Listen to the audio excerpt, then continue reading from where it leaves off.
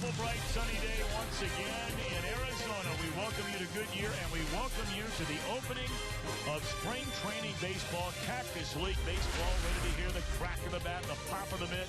The Reds in Game 1 take on the Cleveland Indians. Hi again, everybody, alongside Chris Welsh and Jim Day, Tom Brenneman. Delighted to have you with us here on Fox Sports Ohio, and partner 10 years now we've been together. And look, this year is a little bit different than the last number of springs for the Reds.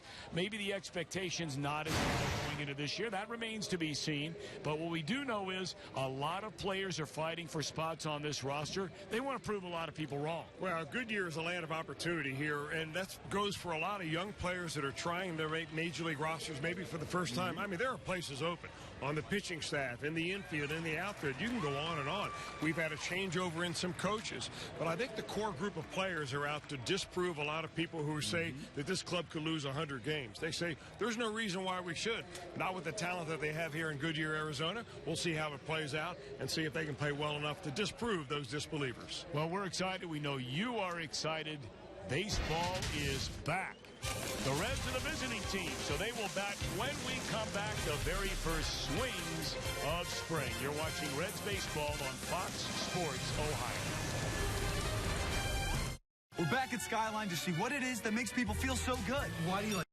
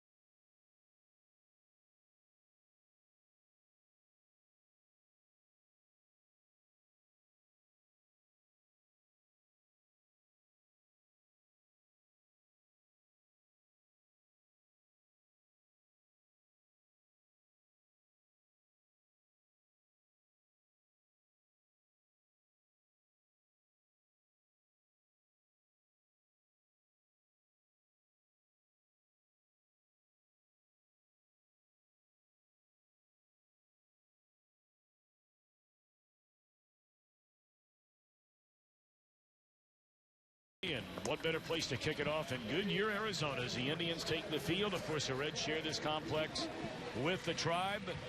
And standing by, we check in for the first time here in 2016 with our main man, Jim Day. Jim, nice to have you with us. Great to be back, Tom and Chris. You know, to expand on what you guys were talking about in the opener with Billy Hatcher, it's been a while since we've seen open battles for positions on the field, particularly left field. Who's going to be the left fielder? Who's going to make up those bullpen spots? And who's going to be on the back end of the rotation? So far in drills at the complex, I've seen a young and hungry team. And when you have young and hungry players, I think that adds excitement to the mix. And Reds fans will come to enjoy this youth movement for the Reds. And we'll see how it shakes out. All righty, Jimbo, thank you. Brian Price, 53 years young, beginning his third season as manager of the Cincinnati Reds. Boy, you just let Chris have the starting rotation alone, where Brian Price was the pitching coach under Dusty Baker. Back in those days, Cueto and Leake and Bailey and Latos and Alfredo Simon. And now, DeSclafani, Iglesias, and a lot of question marks until Homer's back. Yeah, what a difference a couple of years can make for their ball club, Tom. It's funny, talking to Terry Francona, the Indians manager, before the game, he said, you know, just 2 years ago, I looked over at that other dugout, and I shake my head and say, man, these guys are just loaded. This year, they're loaded again, but they're loaded with more questions than anything else. The question is, will DeSclafani rise up and be a #1 starter and carry it all year long? Can Raisel Iglesias handle the rigors of starting every 5 days, an entire season? What will the bullpen be like? Who will take over for Aroldis Chapman? But in the meantime, there are some constants. You still have Joey Votto in the middle of the lineup. You do have a up-and-coming player in Eugenio Suarez, who really showed something last year. You know, guys like Zack Cozart back, but question marks probably more than answers right now. That's why they're playing a lot of games here in spring. Yes, they are. We're set to go. Our first look is a Cincinnati Red as Jake Cave came over in the Rule 5 draft, second pick in that Rule 5 draft from the Yankees. He looks at a fastball from the Indian starter. Josh Tomlin in there a strike, and hey, we're underway for baseball in 2016. Cave, 23 years young, grew up in Hampton, Virginia. That's right outside of Virginia Beach, Virginia. Was originally a 6th-round draft choice. And, you know, you talk to a lot of people, Chris, and they feel like this young man has a chance to be with this big league plug that he can really hit. Well, that's the idea of a Rule 5 draftee. The Reds have 2 of them on their roster. And just to clarify things for you, when you draft a guy in the Major League phase of the Rule 5, he has to stay on the roster, on the 25-man roster, all season long, or be returned to the source team, in this case the New York Yankees. So he's got a good chance of making the ball club with a good spring. What they like about Cave is the fact that he's very athletic. He was injured his first ever professional game, and when he came out of high school in Virginia, they weren't sure whether he was going to be a pitcher or a hitter. He ends up being a pretty good hitting outfielder. We'll see what he's got. 2-2 Tom Willing bangs one into right field, a base hit. You know, the former Reds manager, Dave Miley, his name came up in Brian Price's office before the game today. He's very familiar with Cade, and he was the one that says, make sure you let everybody know to keep an eye on this young man in spring training. So far, so good. It was nice to see Dave and his family, his wife. So many faces that we used to see a lot, some we still see a lot at the funeral for Bernie Stowe. And of course, that was more than anything else that happened during the Reds off season, was the biggest story by far for anybody that's been around Reds baseball in any form or fashion. His sad passing this year, one of the finest men and one of the most fun people any of us has ever been blessed to know. What a wonderful, wonderful man, and our thoughts and prayers to Priscilla and their entire family.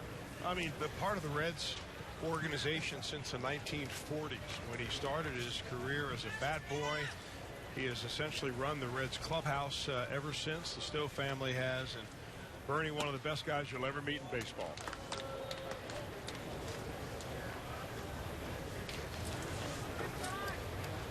Eugenio Suarez, we saw him last year in spring training. He was so impressive after coming over from the Tigers in the Alfredo Simon deal. Wound up joining the Major League club and proved that he was more than ready to become a regular Major League player. But now he is changing positions for the first time. Todd Frazier, the Reds' regular third baseman the last 5 years, traded to the White Sox. Suarez moves from short to third.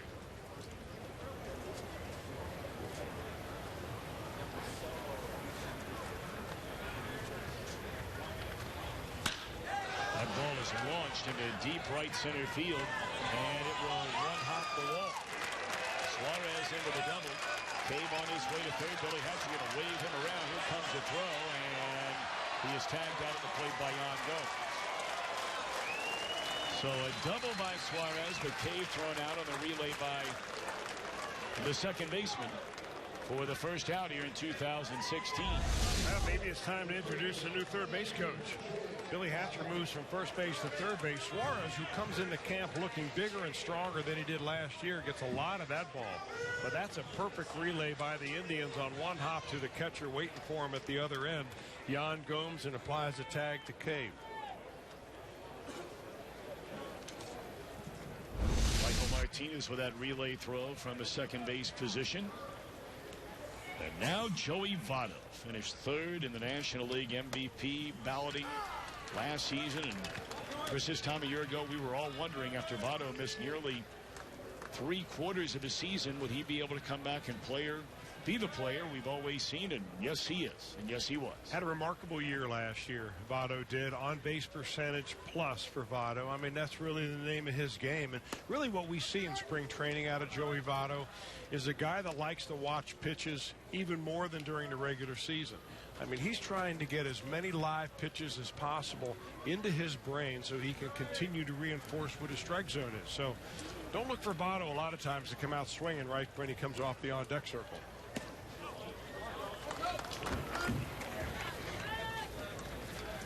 You know, some guys have to hit their way onto the ball club.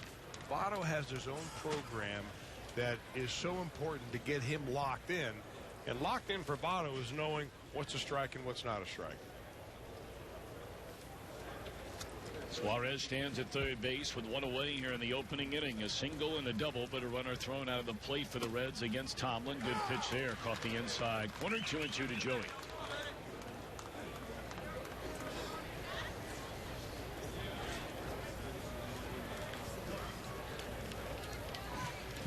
Tomlin missed the first 4 months of last season following shoulder surgery. But man, did he pitch, and pitch better than he ever had at any point in his major league career after he was activated in August and September. Made 10 starts and was lights out. You know, some guys you look at their delivery and you say, boy, he looks like he's got a little bit of a funky little arm action, and you find out he's had arm surgery, and it explains a lot. Tomlin doesn't look like a guy that's had his shoulder operated on. Very short arm swing, gets his hand out of his glove up behind his right ear, very quick.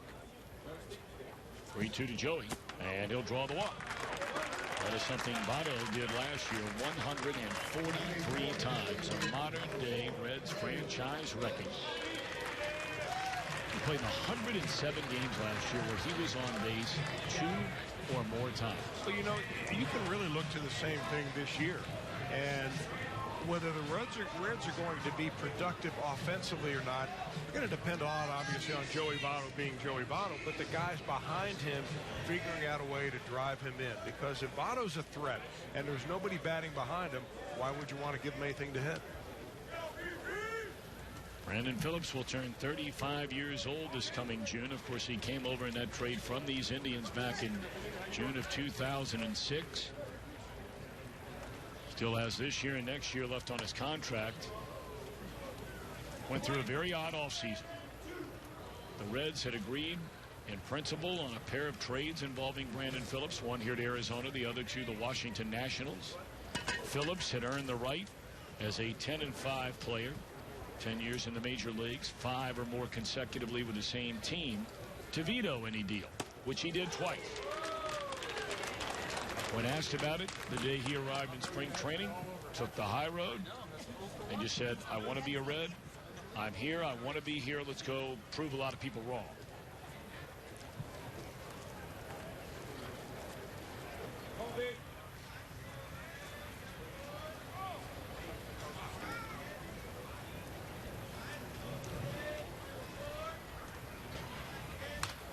You know what happens a lot of times when a player reaches that 10-5 position where he can veto any trade. When the team wants to trade him, they go to the team that they're going to trade him to, and they try to work out an extension of some kind, because you want to give a player some kind of monetary benefit by agreeing to a trade. And I think that's where the rub was for Brandon Phillips. There just wasn't enough money in the deal, whether it was time and money or bonus or extension, whatever it was. So it usually comes down to something like money, and I think that's what the cause was here for Brandon. You know, if you look at it from Brandon's point, he's in Cincinnati. He's got a place in Cincinnati. He knows the routine here. He knows the fans here. He is a fan favorite. On the other hand, the Reds are rebuilding, and they like to turn that spot over and open it up for a younger player. There's another base hit. This one into right field by Phillips. Tomlin is not retired a batter. Single, double, runner thrown out at home. Walk now single by Brandon Fleeting Suarez, and the Reds out to a 1-0 lead in the first inning, still only 1 out.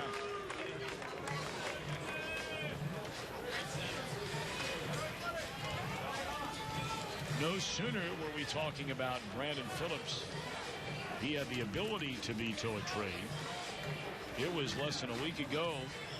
We were wondering if we would see Jay Bruce staying on Chris Welsh in a Reds uniform. Apparently a deal had been worked out. 3-team deal. Toronto, the Angels involved as well, we're told. That deal fell through. So Jay Bruce, who will turn 29 years old the day before opening day, is back for his 8th year in the big leagues, all as a Cincinnati Red. And he addressed those rumors here in spring training right from the get-go. I definitely try my best not to let that stuff affect how I go about my business on the field and with my organization. And, you know, my main concern is being here, being ready. You know, there are a lot of young guys here, a lot of players that have never been in the big leagues, who haven't been in the big league camp. And the last thing, and I refuse to let this happen, is for me to be a distraction, or my situation be a distraction. This is not about me. This is about the Reds. This is about, you know, the Cincinnati Reds franchise and preparing for another season. Yeah, but how can it not be a distraction? I mean, Jay Bruce has been plagued by trade rumors since the middle of last year. There was talk about him being traded before the deadline. It carried through all in the offseason. Here it is in the spring. The rumors are fresh again. And no matter how diplomatic Jay can be, and he's a well-spoken young man, it's got to be inside his core digging at him a little bit. Sure. Tomlin thought he had strike 3 right there. He did not. Tony Randazzo, the home plate umpire today. You know, from a baseball standpoint for me, Tom, the interesting thing with Jay Bruce is how he is going to adjust to the defensive shift. Here we see the infield. They're shifting him over on the right side. Not as dramatic as we've seen before, but that's one of the things that he's seen last year get more and more against him. Should be 2. There's one. Relay throw by Martinez. Is a double play, and that's the way it'll end the Reds' first inning, but a good first inning. They come up with a run. They get 3 hits. They leave 1.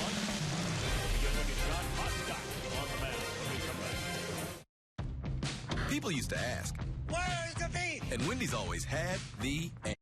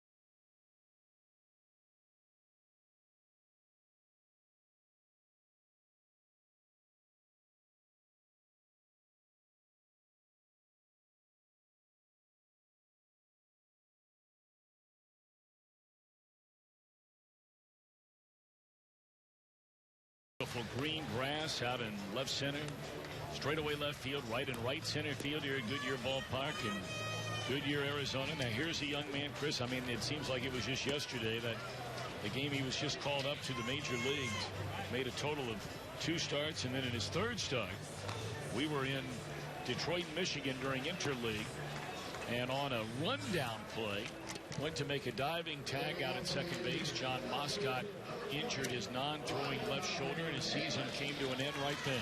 Well, one of the most unusual and interesting injuries, and a way to have an injury you'd ever think of. And, of course, he broke his shoulder blade in the process. The good news was it wasn't a shoulder blade that he throws with. So even though he was sidelined, he is still highly thought of here in the Reds organization. He's going to be given a chance to make the starting rotation.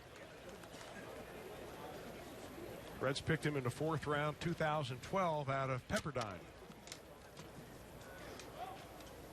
So Moscott going to work, delivers steal right one to Rajai Davis. Davis just picked up during this offseason.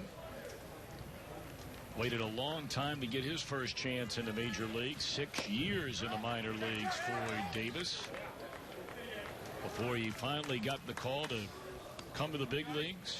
35 years old, a 1-year contract he signed in December to play for the Indians. 0-2. Now the long and short of it is on the Indians. A lot of people feel like this is a starting rotation and really a pitching staff front to bottom that is as good as anybody in the American League. Doesn't matter what team you're talking about. Many felt like they would trade some of that excess pitching in the offseason to go out and get more thunder in the lineup. A team that was 11th in the American League in runs scored, 13th in home runs. They were 2nd in ERA. They didn't make those moves. So many are wondering, will they score enough to have what would be their 4th consecutive winning season?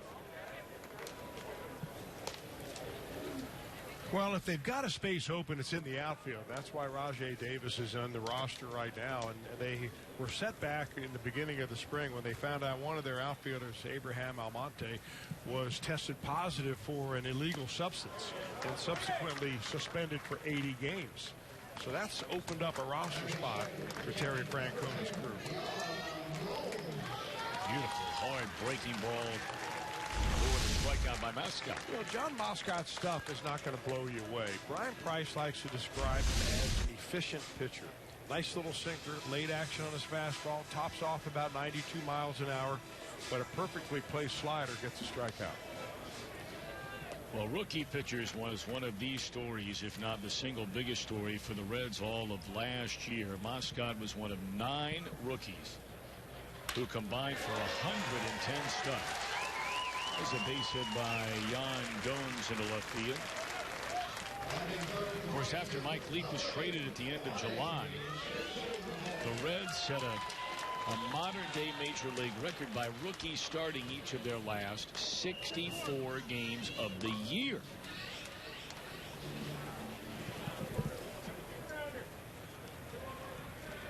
For more on John Moscott, let's check in with Jimbo. He might look a little different to fans out there. When you're out for the season, the only thing you have to do is work out, work out, work out. And John Moscott has put on some weight, but good weight. And he feels that being bigger and stronger is going to help him with the grind of a major league season. So if there was a positive to him being injured, it is that.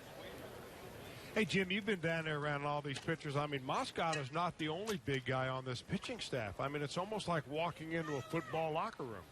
It really is, and at times a basketball locker room. I mean, you're talking about some big guys, and particularly some guys that came over in some trades. A guy like Rookie Davis is a big athletic guy. Sal Romano, who the Reds fans will get to see this spring, is a really big guy.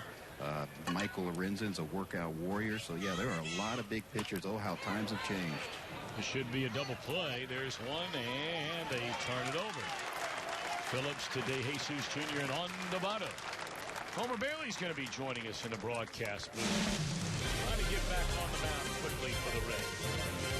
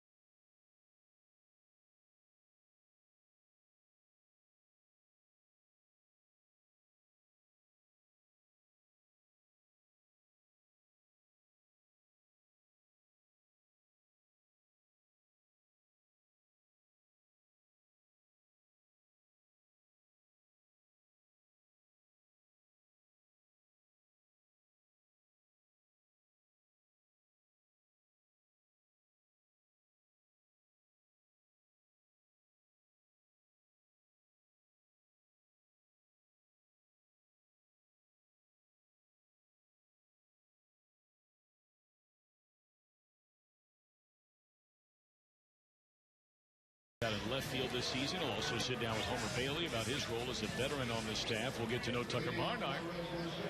Show associated by Jeff Pecoro and Doug Flynn. Jim Day, Reds Weekly tomorrow. That'll be immediately after our game. We will be televising right here on Fox Sports Ohio tomorrow's game between the Reds and the Indians. So we invite you to join us. Homer Bailey will be joining us here in just a few moments. Reds with a 1-0 lead in Cleveland already. Bringing in another pitcher, a young man who made 4 basically ineffective starts in April last season before he was hurt and did not pitch for the Indians the rest of the year.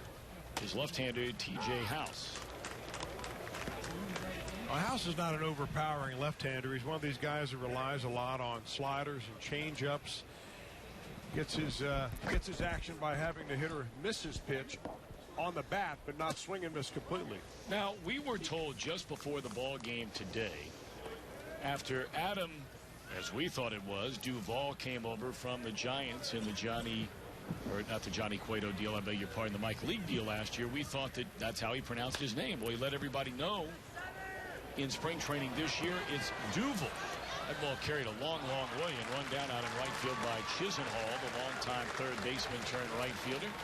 1 away in the inning, so Duvall is retired to start the inning, and as promised and as advertised, kind enough to come join us in uniform, and I'm sure itching to get rolling once again is Homer Bailey. How are you? Doing good. Happy to be here. Good to have you with us up here. How you coming along? Everybody wants to know. Really good. Really good. I guess the best way that I can explain it, like I've been telling them, is kind of like nothing ever really happened. You know, I feel normal. I feel great. 1 away in the inning, and here is Yorman Rodriguez.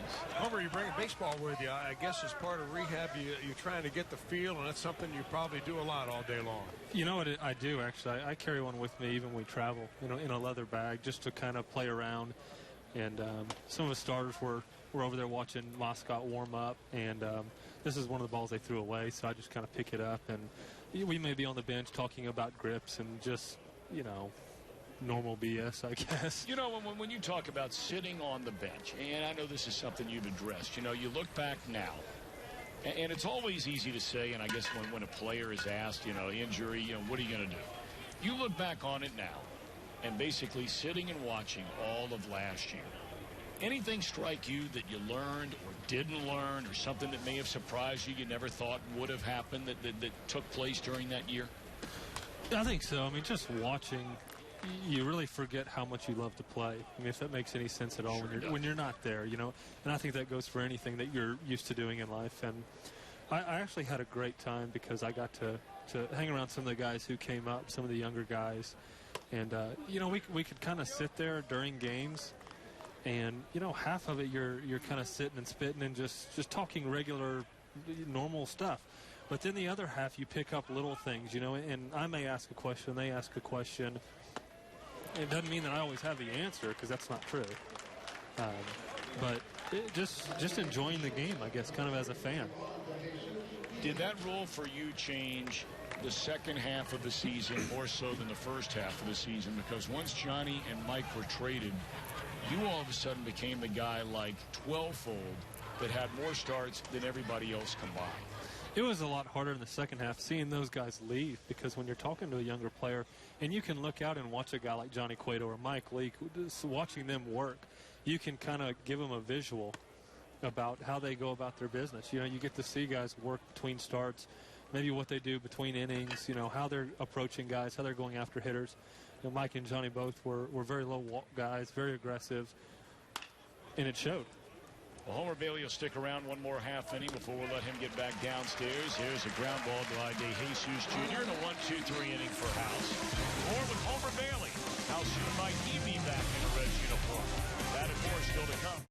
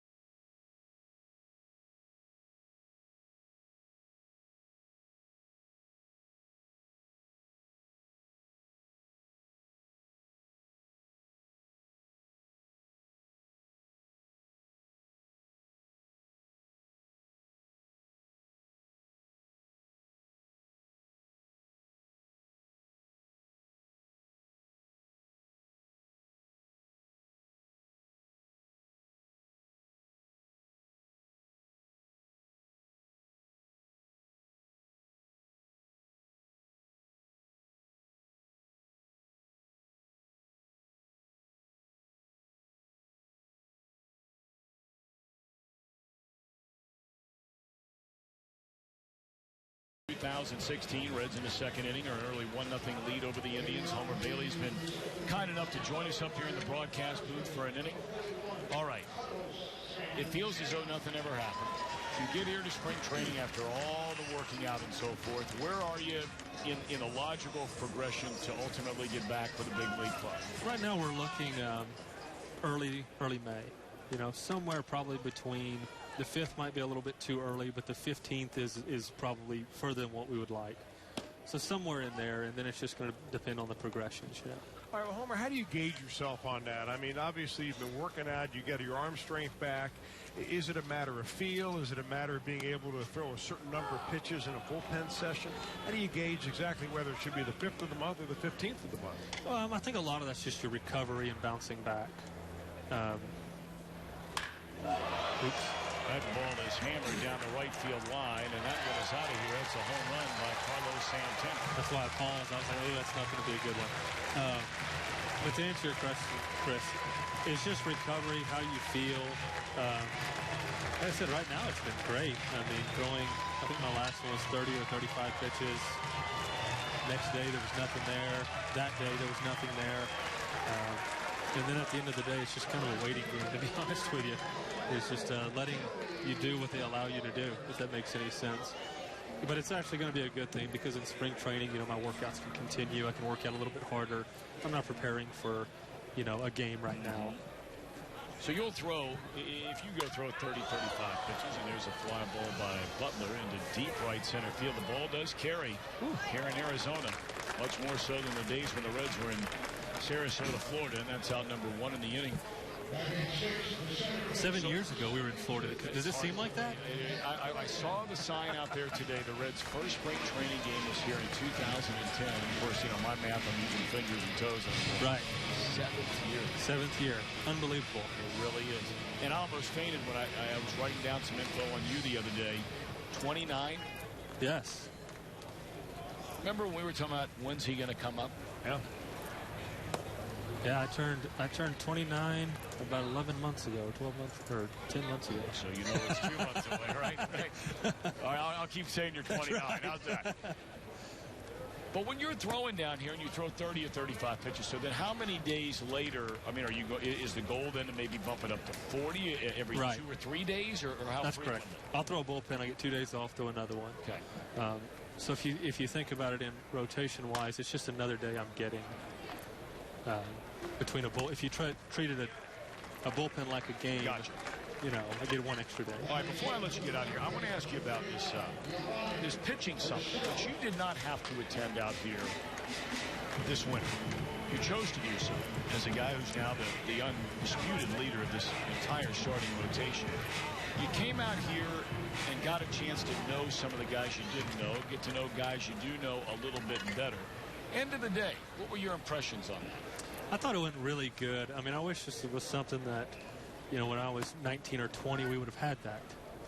It's just kind of a heads up. I mean, it's a heads up about how we as Reds pitchers, we choose to go about our business. I mean, you've got, you know, 4 or 5 guys right now competing for spots who, I think the one with the most tenure is Anthony Desclafani. He's got just over a year. So you've got a lot of young guys, you know, and it's not, you know, you have to kind of show them how to go about their business. And for years, you know, we had a great starting rotation. I mean, you know, the years that we were winning divisions and stuff. And there was a common thread there between 5 guys, and that was we wanted to take the ball, we were competitive, and we worked. And it shows in our results. And so that's something I feel like you have to teach younger players, is the fact that making it is easy. Staying is very hard, and if you want to do this and you want to be successful in this profession, it's an everyday job. You know, it's something that you need to wake up. You're going to have sleepless nights. You're going to go through a bunch of stuff, and you still keep grinding to get better.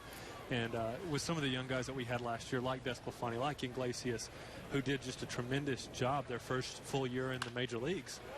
You know, and I hope that it shines to other players, you know, like your Lorenzens and Lambs and Reeds and Stevensons. And once you can kind of develop that type of culture, then I see no reason why in the near future Reds fans and Reds personnel are not going to see the same type of results that we did 2010 to 2013. Well, Brian Price was talking about that exact topic before the game in his office today. You know, Chris, looking ahead to what might be in a relatively short amount of time for so many of these talented pitchers.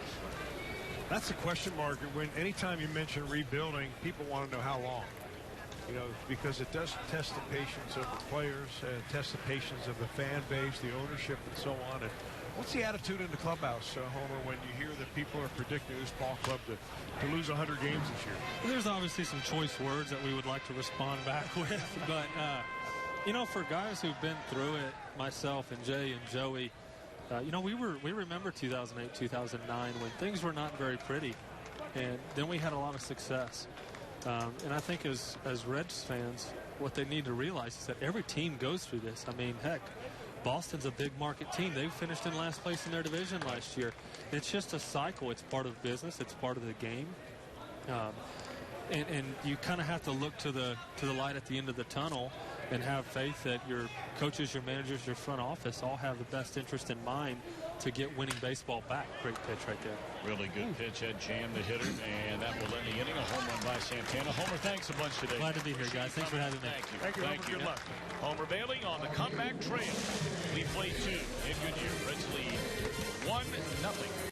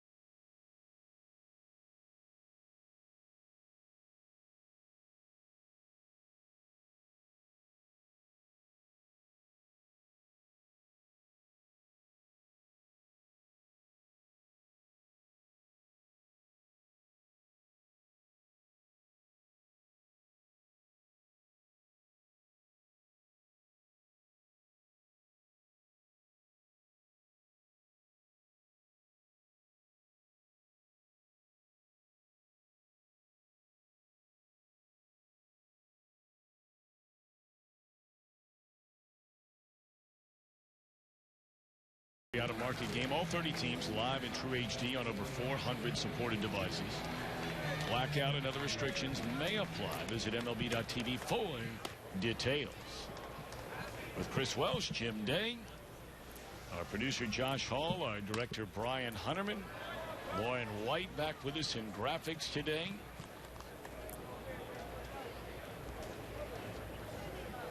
I'm Tom Brenneman. We're in Goodyear, Arizona. Been counting down the days for spring training get it started, and now that we're officially here, as Tucker Barnhart fouls it away 0-2, we will begin the countdown for what will be the 140th National League opening day for the Cincinnati Reds. And this year, it begins against the Philadelphia Phillies, another team who, like the Reds, are going through a massive overhaul and rebuilding structure, even more so than the Reds. I mean, the Reds still have guys like Phillips and Votto and Bruce and Cozart and Mesoraco.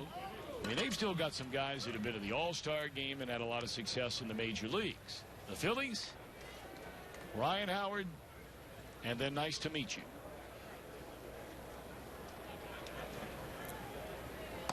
Well, rebuilding is rebuilding, though. I mean, both of those franchises have essentially warned their fan base that don't expect anything in 2016, maybe not even in 2017. So the question is, are the Reds stripped bare enough yet to their happiness. And we've already talked about trade rumors surrounding Jay Bruce and what they tried to do with Brandon Phillips. So the answer to that is really no.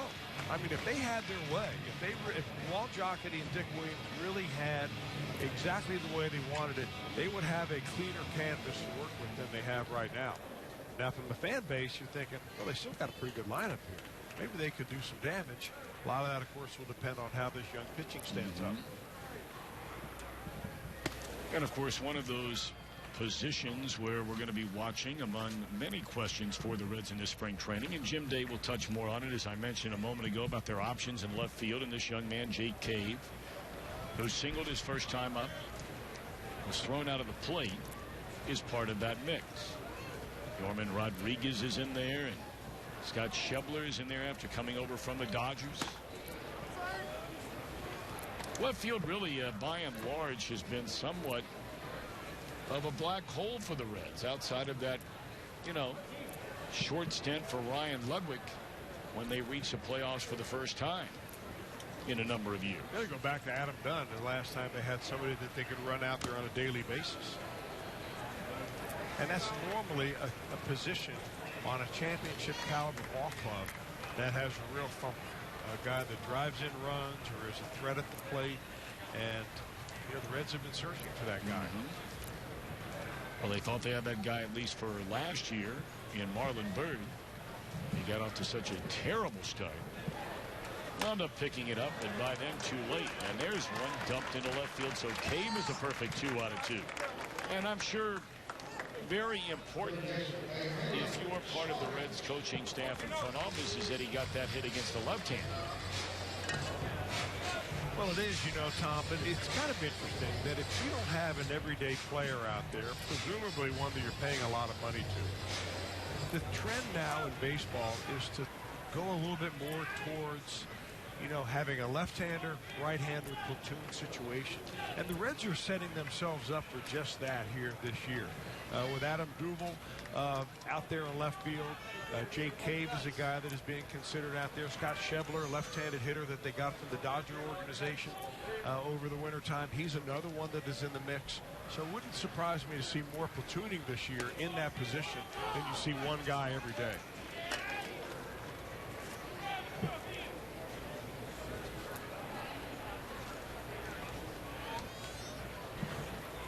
Josh Tomlin started the game for the Indians, allowed a run on 3 base hits. House had a 1-2-3 second, but now in some trouble here in the third, and now even more trouble. That ball is blistered to the gap. It will go all the way to the wall off the bat of Suarez. And the Reds are going to break this 1-1 tie. Here comes a throw into third, and out at third is Suarez. A 2-run double, though, for A. Eugenio to make it a 3-1 ball game. Billy Hatcher must be saying, who do I blame for moving me from first to third? We could have Billy Hatcher, the first guy here in the spring, say, hey, from a first base coach over to a third base coach, you're no longer just going to have to hold guys shin guards and give them knuckles because they hit a home run. You got to work over there. But this is all the runner, really, because he sees what's going on. As he gets to second base, he's taking a chance that he's going to get the third. Another good defensive play by the Indians, but even more so important to the Reds, 2 really good swings by Eugenio Suarez.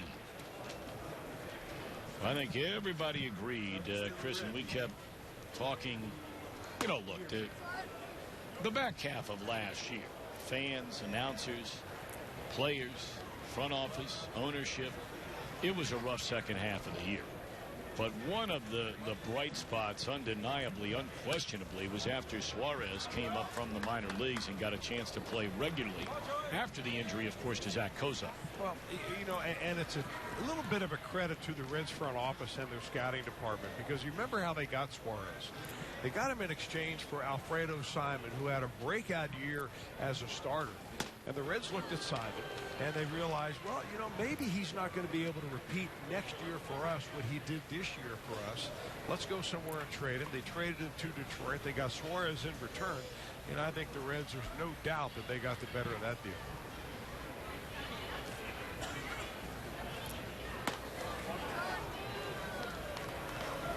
Three and 2 to Joey Votto. He walked his first time up. So really, wins and losses for a baseball organization go up and down the ladder. I mean, you want to win the trades you're in. You want to win the free agent negotiations that you had. You want to win the draft.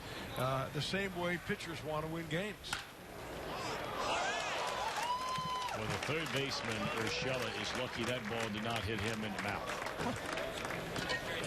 He was hit so hard with a spin off the left-handed batting Votto's bat. It nearly undressed Urshela. Really, when's the last time you saw a left-handed hitter handcuff a third baseman who's playing 2 steps behind the bag?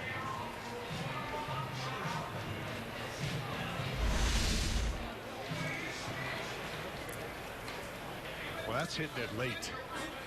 Right out of the catcher's mitt. And really, that's the MO. Defense is the MO for Urshela.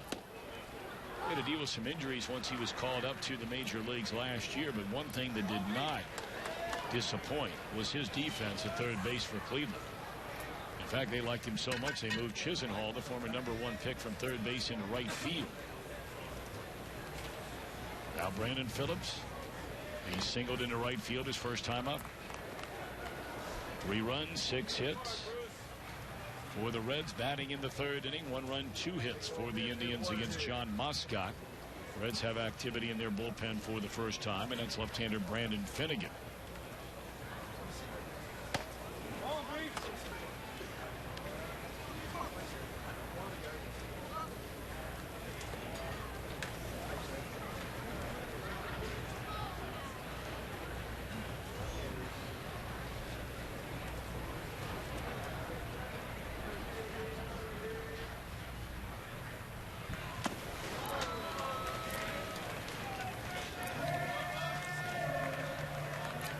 And 2 on Brandon Phillips.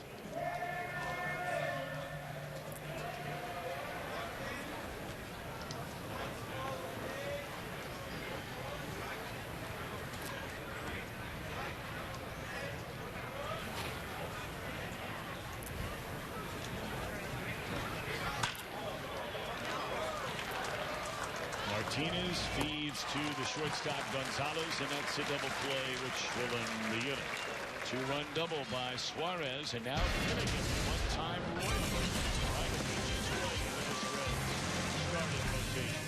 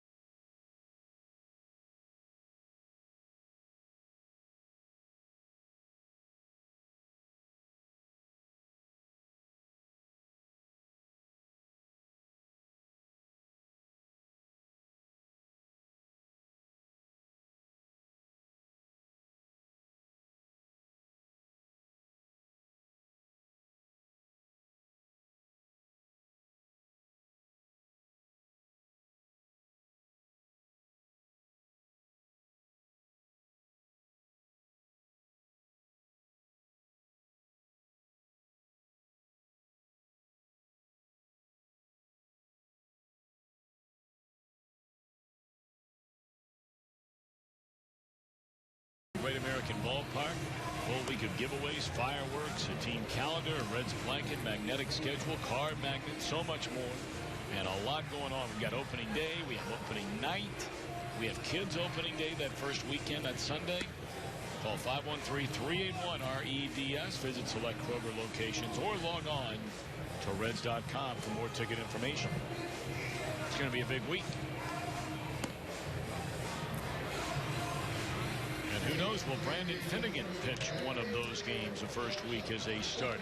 22 years old, Kansas City's top pick in 2014. Same year he pitched in the College World Series. He pitched in the real World Series. That was the one against the Giants out of the Kansas City bullpen. Of course, Chris came along last year with John Lamb and Cody Reed in the Johnny Cueto deal.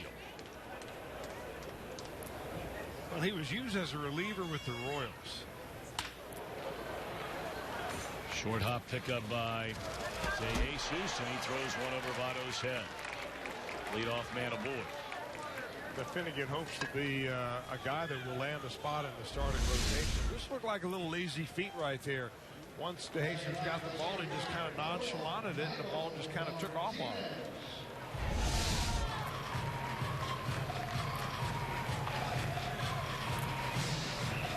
What were your thoughts on Brandon Finnegan after seeing him in person? You know, it's interesting. He wants to be a starter. There's no question. He's got an explosive fastball. He pitched a couple really good games for the Reds as a starter last year. Now, Kansas City really liked him as a reliever. He's got a hard-breaking slider. But what I like about him most, Tom, is more the intangible part. I mean, he is a real bulldog on the mound. He kind of, for me, he's a mix of Don Gullett and Tom Browning in the way he approaches things. That's a good combination. Yeah, sure is. I mean, he's a guy that the Royals drafted first round out of TCU.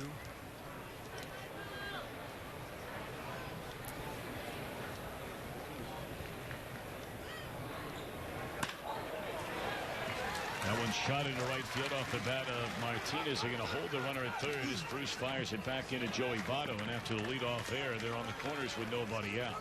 You know what pitchers find here in Arizona? It's difficult to get your breaking ball going. The air is thin. There's not a lot of friction on the baseball. So when you throw a breaking ball up there, sometimes it just rolls up there instead of really breaking with a sharp break. That's one of the reasons why it's very difficult to judge and to scout. It should be a monumental task for the Reds this year. They're pitchers in spring training, because sometimes you see the scores out here, they're out of whack. Well, they're on the corners with nobody out. And back to the top of the order we go.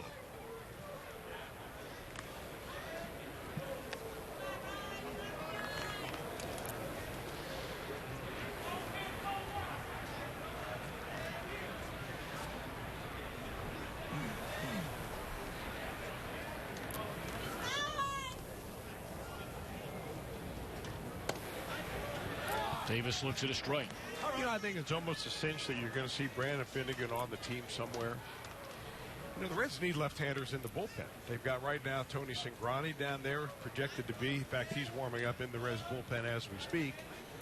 They do have a Rule 5 draftee, Chris O'Grady, left-hander, that could fit into that role. Brandon Finnegan could fit into that role.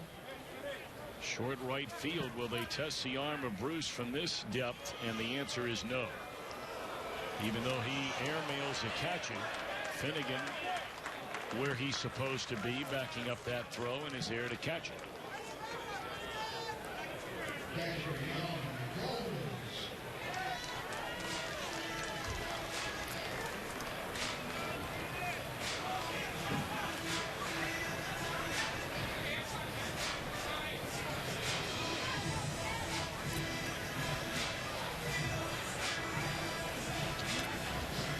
We brought up, once Finnegan was drafted, the 17th pick overall in June of 14. He pitched 5 games in single A. They immediately moved him to double A for 8 games. So they had seen a grand total of 13 professional games, all of them in relief. Or I beg your pardon, the final 8 in relief. The first 5 were as a starter when he first signed his pro contract. But 13 games into his professional career, the Kansas City Royals, trying to get to the playoffs and trying to get to the World Series for the first time in seemingly forever to their fan base. They bring up the 20-year-old Finnegan to pitch down the stretch in the biggest games of the year, and wound up pitching in the wild card game, the Division Series, the League Championship Series, and 2 games in the 7-game defeat against the Giants in the World Series. That gives you a little bit of an insight as to how much confidence he has in himself.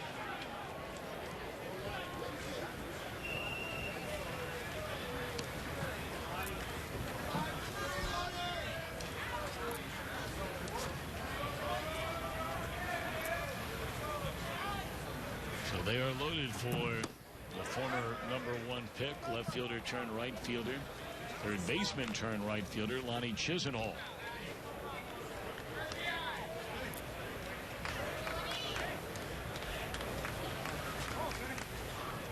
We talk frequently about the game within the game, whether for the long haul Finnegan is a starter or a reliever. It's in bats like this the Reds want to see lefty against a lefty, and what does he do? He gets him to ground into the ending double play. The Indians do not score. Reds lead at the end of 3-1. Banking built for your success.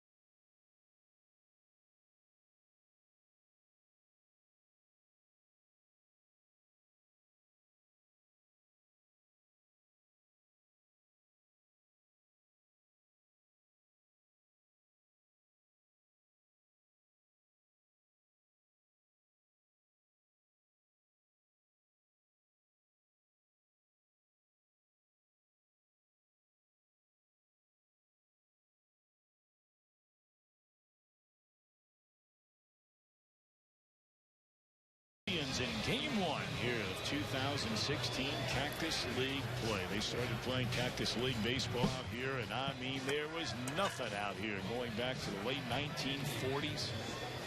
And you think now one of the 10 largest metropolitan areas in the United States of America is Phoenix, Arizona. Of course, that little fella could care less about any of that. It's getting the last remnants of whatever might be in that cup.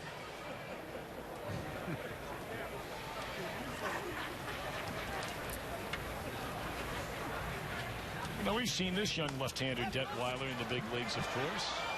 As that one was bunted foul and over the screen on a play by Jay Bruce. Al, how about that? Jay Bruce, first pitch facing a left-hander, laying down a bunt. I mean, there's been a lot of talk about Jay Bruce and the shift and whether he's going to be able to learn to hit the ball the other way, whether he wants to or not.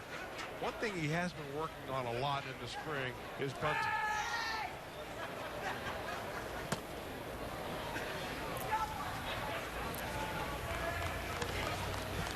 Ross Detweiler, now 30 years old. A #1 pick of the Washington Nationals, 6th pick overall all the way back in 2007. Straight away center field. That will one-hop the wall for Jay Bruce, and he'll coast in with a double.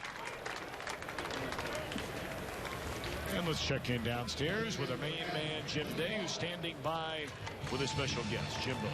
Tom, thank you very much. It's Zack Cozart, and much like Homer Bailey, let's get an injury update coming off of really just a horrible knee injury last year, but so far so good. Yeah, doing great. I'm a normal guy. I go through my routine. You know, feel good. I'm excited to get into some game action. hopefully sooner rather than later. So it's fun to be out here in the dugout with these guys and to be back into baseball, knowing that I'm going to be out there pretty soon. So I'm ready. You're wearing a brace, doing everything that I've seen you do everything in drills. No setbacks at all? No, feel great. Yeah, the brace, that's just what I have to do. I have to wear that at least, for the near future. So, yeah, that's the way it is. I feel good. Like I said, I'm itching to get out there. I got to pace myself because we have such a long spring training, and my goal is to be, 100% ready for, opening day. So there's no rush right now, but I'm looking forward to getting out there. Now, speaking of no rush, I know that you probably need about 2 weeks to get your timing down, I would say, so there's no reason to put you out now. But do you have a timetable of when you might be appearing a game? I don't have a, a definite date. If I keep having days like I did today and yesterday and feeling good, and then sooner rather than later. I don't have a definite date, so like I said, I'm looking forward to getting out there. It's been a long time, so I feel good. I've been working hard, and it's going to pay off for me. What's the aura in the clubhouse right now? Everyone counting you guys out, and I've talked to you about this already this spring, out to prove some people wrong. But what's the aura around this clubhouse? It's pretty relaxed. I mean, we got a lot of young guys. It seems like they want to work and play hard and get better every day and come out there and try to prove that they belong up here. And that's what you have to have, guys like that are buying into what we're trying to do as a team and having that mentality of, we're not going into a season thinking we're going to lose. We're going to compete and bust our butts out there and see where it goes. So, I'm taking it as we're going to prove some people wrong, and I've been telling people that all along, and I think the young guys are bringing some energy, and it's been fun so far. Oh, we'll look forward to seeing you once you hit game action, Zach. Great to be back. Great to have baseball back. Thanks, Jim. Yeah, good to be back. All right, guys, back upstairs. So far, so good on the injury front with Homer Bailey and Zack Cozart. Well, this time a year ago, there were a lot of people that were screaming for the Reds to replace Zack Cozart. He had had such a disappointing 2014 year, and then last year, first 2 months of the year, 9 home runs. We showed you nearly 30 runs batted in after hitting just 4 home runs and only 40 RBIs the entire year before. And then that terrible knee injury requiring multiple surgeries to multiple tendons and ligaments in that knee.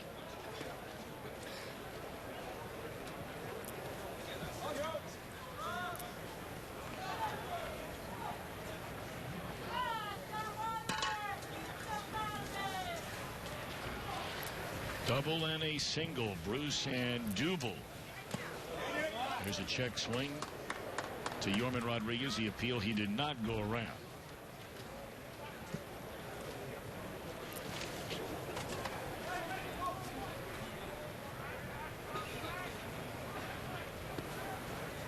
Adam Moore is taken over behind the plate for Yan Gomes. It's the only change so far, and there will be a ton of them coming up shortly.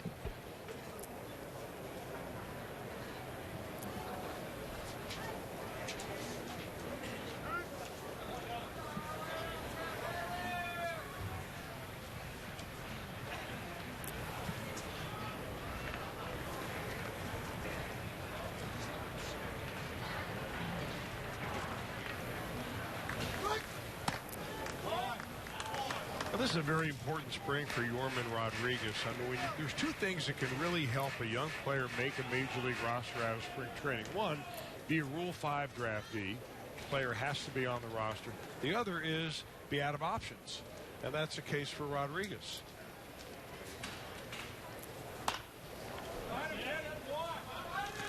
He's one of these players that has always shown promise. He's had flashes of power. He's a good athlete. He's gotten bigger and stronger along the way, but he's been sidelined by injuries. So the Reds really haven't seen Rodriguez kind of grow into what they thought he would when he was signed as a young player.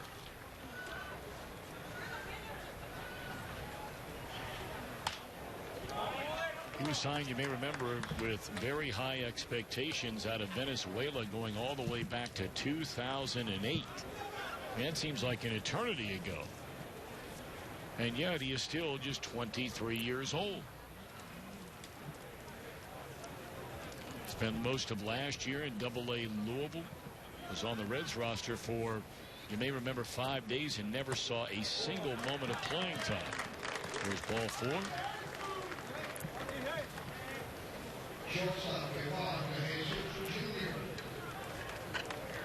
And once he got hurt, he spent the rest of the season from July the 28th on the disabled list with a strained left calf.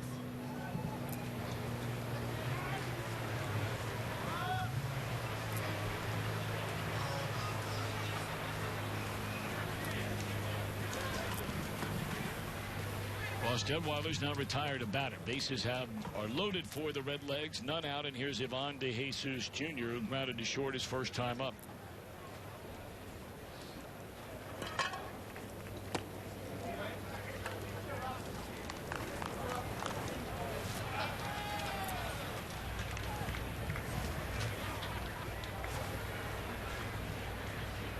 De Jesus saw more playing time than he had seen by far. Last year in the big leagues, that one into left field, a base hit. This will plate a run. They're still loaded with none out. And the Reds now lead 4-1 on the first hit by Ivan De Jesus Jr. Yeah, Reds have got their hitting shoes on today. That's 9 of them so far.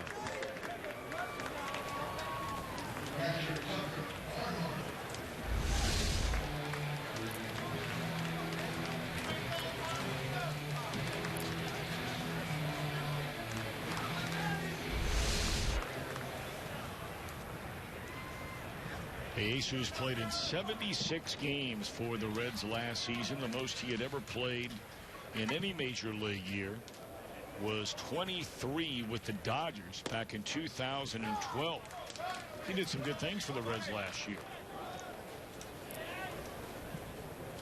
I think he surpassed a lot of expectations. In fact, he was on the verge of really wondering what his career was going to look like a couple of years from now. Would he even be still playing professional baseball?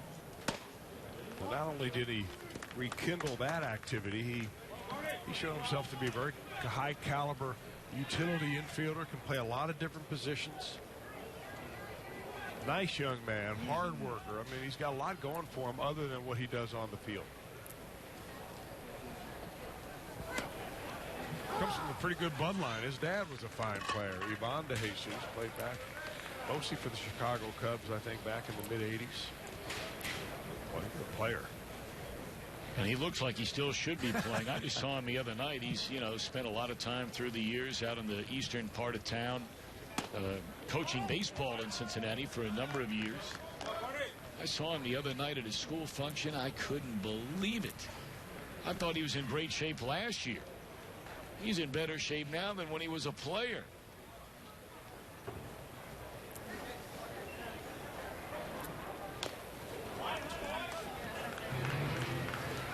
2-2 on Tucker Barnhart. He walked and scored his first time up. I'm sure Tucker would never say it, Chris. But in the back of his mind, this is the first time he has shown up to spring training as a Cincinnati Red. He's not played with any other organization. And this should be a double play ball if they can turn it. And they do. Plating a run, and they get a 5-1 game. But his chances are extraordinarily good of playing for the major league team this year. Well, I mean, it's his job to lose at this point. We really haven't touched much on the catching situation at all. You know, Devin Mesoraco missed the season last year with hip labrum surgery. They hope that he came into camp this year ready to go.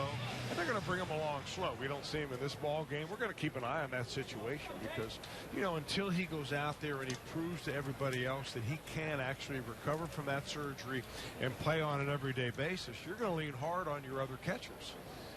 And Tucker Barnhart is the first in line.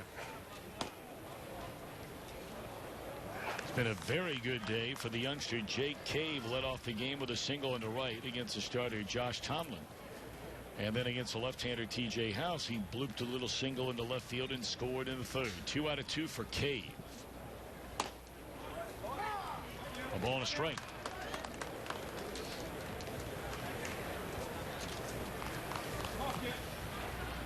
That's Tony Cingrani. Doesn't look like the same guy with that long hair, does it?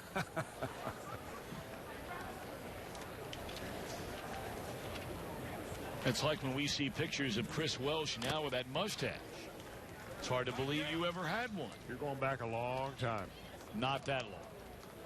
Those are black and white pics, I think, weren't they? No, they're not.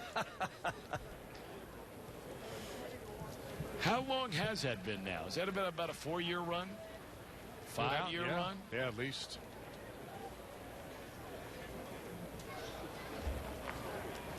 But you were looking good. Very few could have pulled it off the way you pulled it off. I'm not so sure you're going to see it again anytime soon. Well, there's a new sheriff in town now. Yes, there is.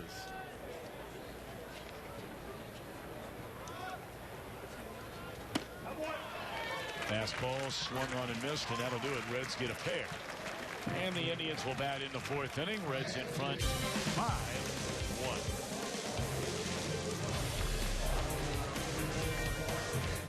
So, Jamie, I hear Apollo does electrical and water heaters. Sure do.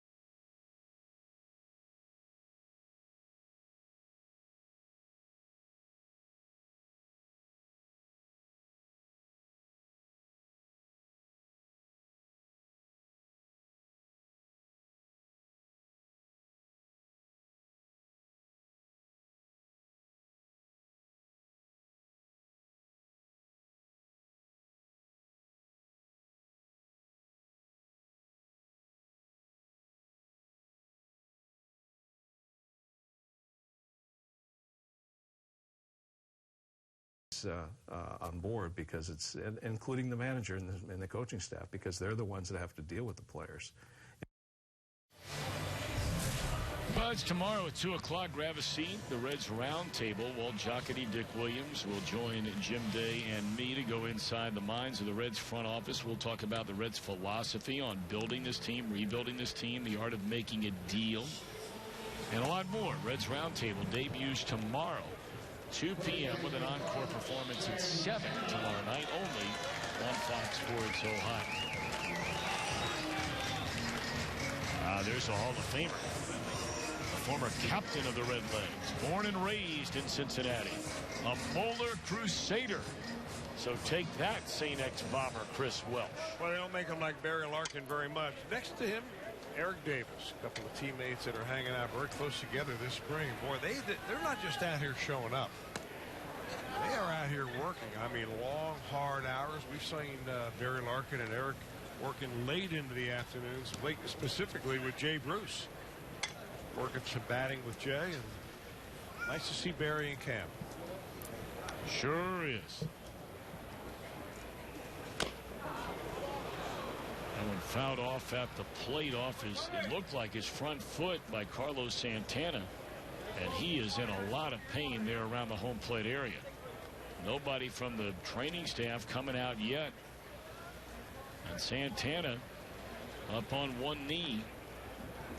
And now using that bat as a crutch to get up on the other foot.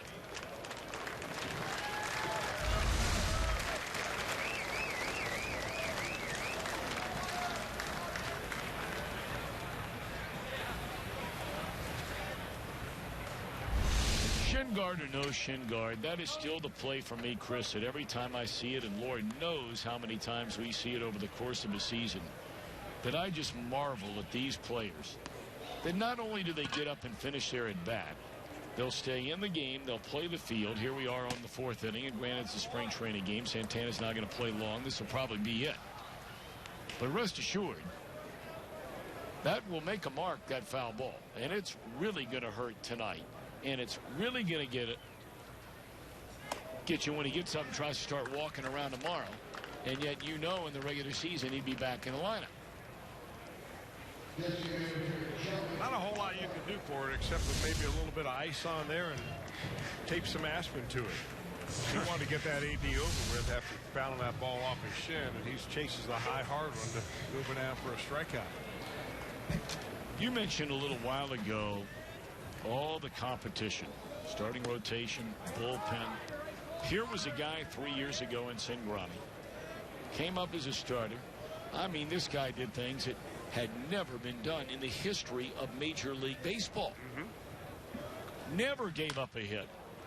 And that's a stretch, of course, but he set the all-time record for allowing 3 hits or fewer in his first 10 starts as a Major League pitcher in each of those starts. Racked up huge strikeout numbers. Went through some injury problems. And Chris has just not been the same guy ever since. Well, I think for Tony, when he first burst on the scene, his fastball was so explosive and his delivery so deceptive that he was really a one-pitch pitcher. I mean, he threw that high fastball, and even telling you it was coming, you couldn't do anything about it.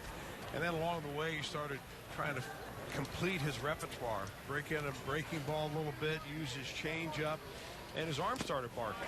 And what we've seen in this inning, I think, is very interesting, is that he threw 3 off-speed pitches in that at-bat, finally getting a strikeout on a slider. But I think what they're trying to get Cingrani to settle into is, so what are those extra pitches going to be? Is it going to be a curveball? Is it going to be a slider? How are you going to throw your changeup? How are we going to use all these pitches rather than calling on you out of the bullpen to be a guy that come in and just throw fastballs? Once he got past his arm problems, you can work on those pitches. But as long as your shoulder hurts, you can't work on your stuff. Left-handed batting center fielder Tyler Naquin, the batter, with 2 outs and nobody on. There's another breaking ball. That one on the outside corner is strike. Well, if he could find that kind of pitch to both righties and lefties, the last 2 that he has thrown, Cingrani's a guy that's going to be beating on the door to be pitching out of that Reds bullpen late in games. Well, it's really not settled yet who's going to be the Reds closer. When you lose a role to Chapman, that leaves a huge void.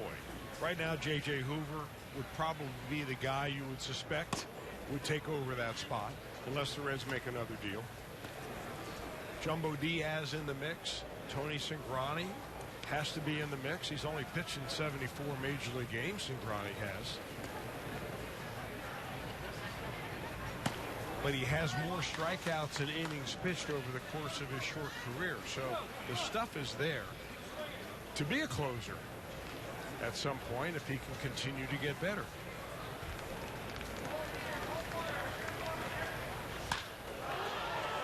Up to pitch up there, and it is drilled into deep right center field, and that baby is off the wall. Bruce packing up the play. Naquin can run, and he easily slides into third with a 2-out triple to right center field.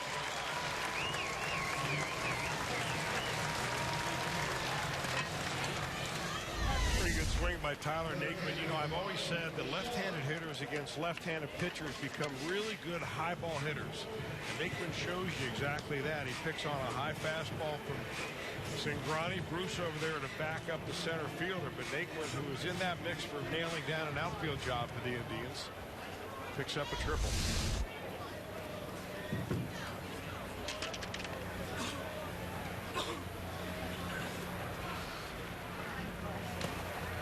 So a runner at third, 2 away in the inning, and here's Urshela for the second time. He grounded out to the third baseman, Eugenio Suarez, his first time up. Urshela came into camp thinking that he was the guy who would be at third base unless he just completely blew up and lost the position. But in the meantime, the Indians have signed Juan Uribe. veteran infielder, and Terry Francona has said, you know, we're happy with Urshela, but the fact is that we're really happy having some options down there. And that would be perhaps sending Urshela down to the minor leagues, perhaps benching him a little bit and playing Juan Uribe the bulk of the action at third base. Uribe will turn 37 years young at the end of this month, a native of the Dominican Republic who will play for his 7th major league team. He's played on a pair of World Series champions when he first came to the big leagues with the White Sox in '05, then again as a primary player with the Giants in 2010. Just when you think he's been the kind of player that his career looks like it's over, he'll have one of those big years again. Been a good player for a long time. And a good clubhouse influence. Yes.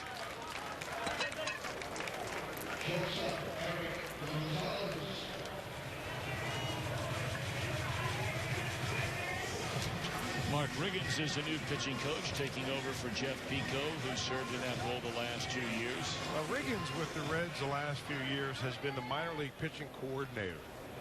And before that, he was pitching coordinator with the St. Louis Cardinals. He has been a major league pitching coach in the past. That with the Chicago Cubs. Morehead State University product. Mark Riggins. There's that move, and it picks off the runner who was 2 steps off the bag. That was a big weapon for Sid Grotty. And he still got that in the old hip pocket.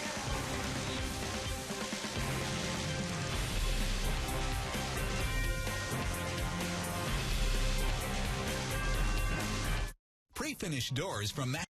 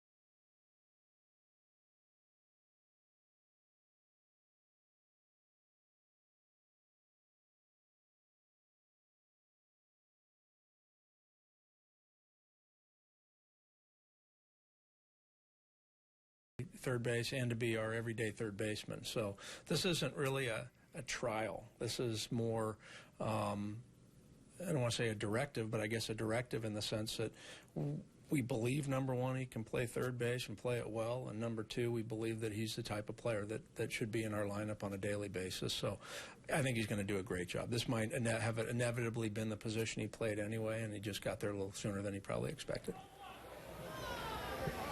Well, in this his first game as a Reds third baseman, it's been quite an impressive start for Eugenio Suarez. A double to right center field, scored a run in the first inning, a 2-run double to right center field in the third inning, and he'll face a new pitcher, right-hander Austin Adams.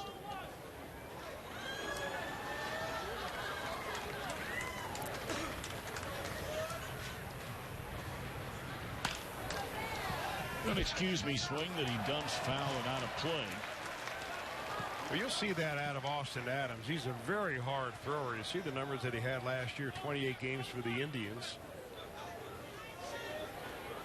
He can rush that fastball up in the neighborhood of 100 miles an hour. There is some breaking news in Major League Baseball. The former Red closer turned Yankee, Aroldis Chapman, just announced moments ago, has been suspended 30 games by Commissioner Rob Manfred under Major League Baseball's new domestic violence policy for his involvement in that alleged incident last October. Chapman has said he will not appeal. He accepts the 30-game suspension. He says, I want to be clear.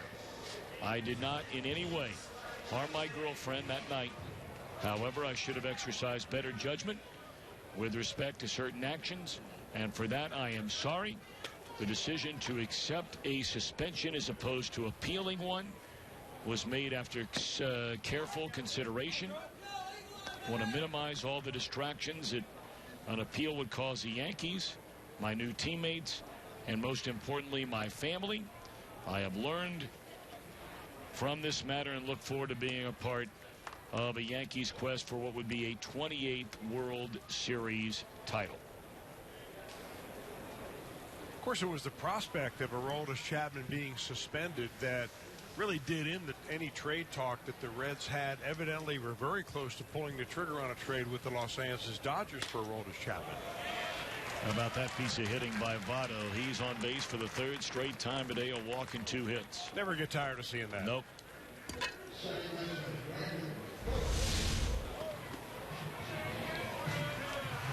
I mean, look at the location of that pitch. I mean, it is on the knees, on the corner, and that's a great shot from our third base side camera where it shows you how late Joey Votto puts that ball in play. I mean, you've got to have tremendously quick wrist, great ability to see the pitch ahead of time and gauge that swing that you're committed to going the other way by putting the barrel of the bat on a pitch that's on the black, on the knees. I want you to get back to what you were talking about there with Chapman, about how, you know, the knowledge that there might be a suspension handed down after no criminal charges were ever levied against Chapman in that incident during the offseason. Well, the MLB has come up with a new domestic violence program. And I think when in the middle of the trade talks, it came news that Chapman had a problem, that's when everybody kind of backed off and said, let's find out what happens here before we go forward. We'll get back to that in a minute. Indians are coming up. Reds lead 5-1.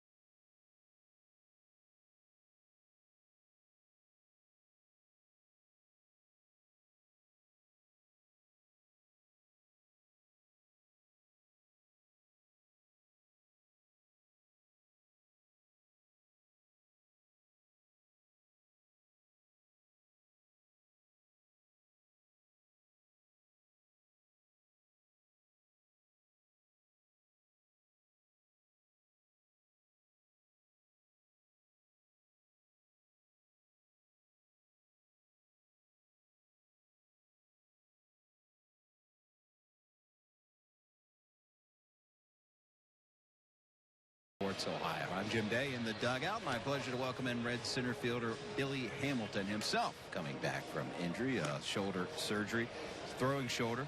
How we doing? You know, it's been a process. I mean, going into the surgery, I knew it was going to take some time and everything. And coming to spring training, I knew I was going to play every single game just to be ready by opening day. And the main thing is to make sure it's healthy. Spring training is not. I mean, it's where you want to get better and you want to be healthy, but you don't want to go out and just use all your throwing up in spring training. So like I said, I'm here in the process of getting better and learning the game still. And like I said, my shoulder is not 100%, but it's getting there. Like I said, that's the process of spring training. That's where you get a chance to work and everything. When you say it's not 100%, is there any worry in there? Have you had any setbacks, or is it just not 100% as far as rehabbing and throwing? Yeah, no worries. Like I said, it's just from setback from rehabbing.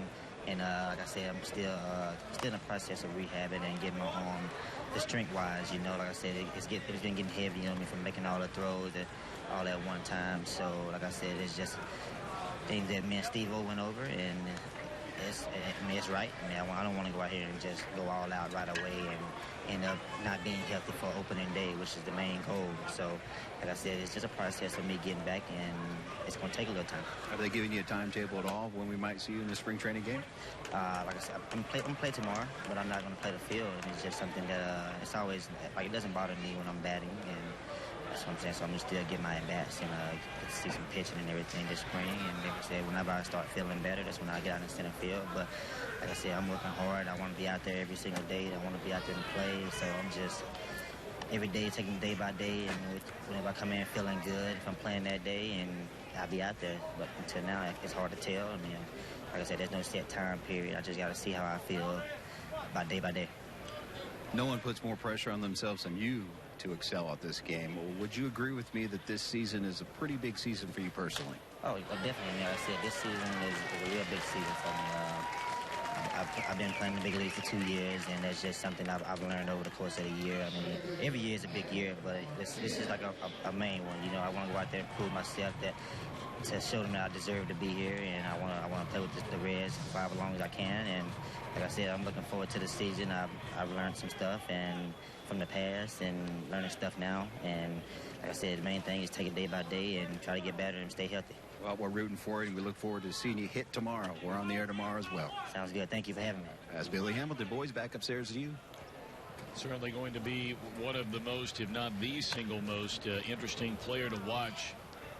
Maybe not necessarily in spring training. I mean, we got to see how far along he is. He just talked about it, but Chris, certainly once the proverbial bell rings, how will Billy Hamilton fare here in 2016? I think he's got a little pressure on him this year. I think it was a growing year last year. He didn't come along the way the Reds thought he would. Of course, he had the injury that sidelined him at the end of the year, but the Reds have options this year that they may not have had in years past, one of them being Jose Peraza, young man the Reds got in a trade that came from the Los Angeles Dodgers. He's been traded a few times, Peraza has, but he's a fleet-footed infielder, a shortstop, just like Billy Hamilton was a shortstop a few years ago in the minor leagues, who can play center field.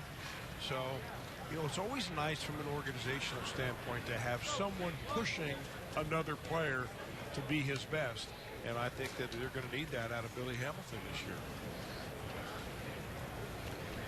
Well, here's a guy trying to make his way back to the major leagues. That one's popped up with a runner on the go. Off the bat of Martinez, and it'll be handled in right field.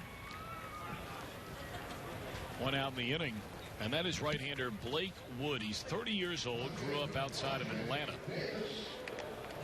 Came to the big leagues in 2010 with Kansas City, was a really big prospect for Kansas City. A third-round pick at one time. Pitched 4 years, parts of 4 years in the big leagues, including a pair of seasons with Cleveland, had Tommy John surgery. Last year, spent the entire year in the Pirates organization, pitching in Indianapolis, their AAA team, where he led the league with 29 saves. Struck out 11 batters per 9 innings. Can Blake Wood pitch his way onto this Reds franchise this year? Well, he's one of those Tommy John success stories. He had Tommy John surgery in 2012, and when he came back in 2013, in one of the first games he pitched, he hit 100 miles an hour on the radar gun. So his arm is fine. I mean, for Blake Wood, it's a matter of getting it all together, meaning finding that slider, getting his changeup working. He's already had one out recorded in this inning on an off-speed pitch. So, I mean, he's got to be a guy at age 30 years old that sees the opportunity for the Reds' needs of middle relievers, and lots of them. Throwing strikes has been a problem for him in the comeback trail, trying to get the ball over the plate. You know, you look at the Reds roster in the springtime and you think, well, you know, the one thing that's missing here is what we've seen in the last few years is any kind of collection of veteran middle relievers. There's nobody out there that really has much in the way of experience. Good change up there. Yep, the runners take second base, 2 outs in the inning. But that opens the door for a guy like Blake Wood. I mean, if you just look at it from the way the teams are analyzing their analytical data nowadays, how hard does a guy throw? How much spin does his breaking ball have? You sometimes don't look at the actual results in AAA, but you look at the raw stuff in the minor leagues and you say, all right, does his spin rate and his velocity and his breaking pitches, do they match what you see in the major leagues? And in the case of Blake Wood, the answer is yes. Now, you made the great point. He's got to get it all together and throw strikes with it. 2 away in the inning. Adam Moore will bat for the first time since taking over behind the plate for Yan Gomes. I mean, the Reds have really gone young in their pitching staff. Last year at this time, we were talking about Kevin Gregg and Jason Marquis. Sure. Burke Badenop had come over.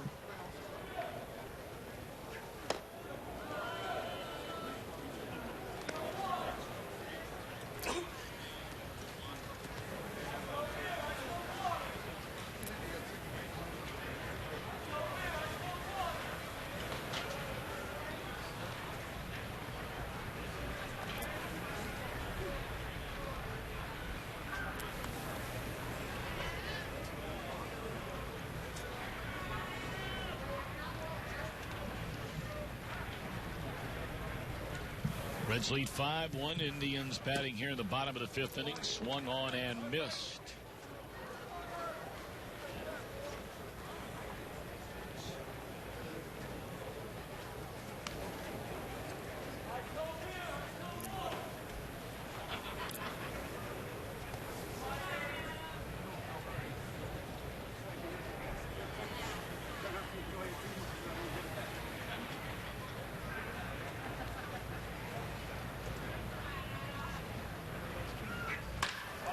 That ball is clobbered into left field and will sail over the head of Dubel, and that'll be a run-scoring double by Adam Moore, and the Indians now within 3. It's a 5-2 Reds lead.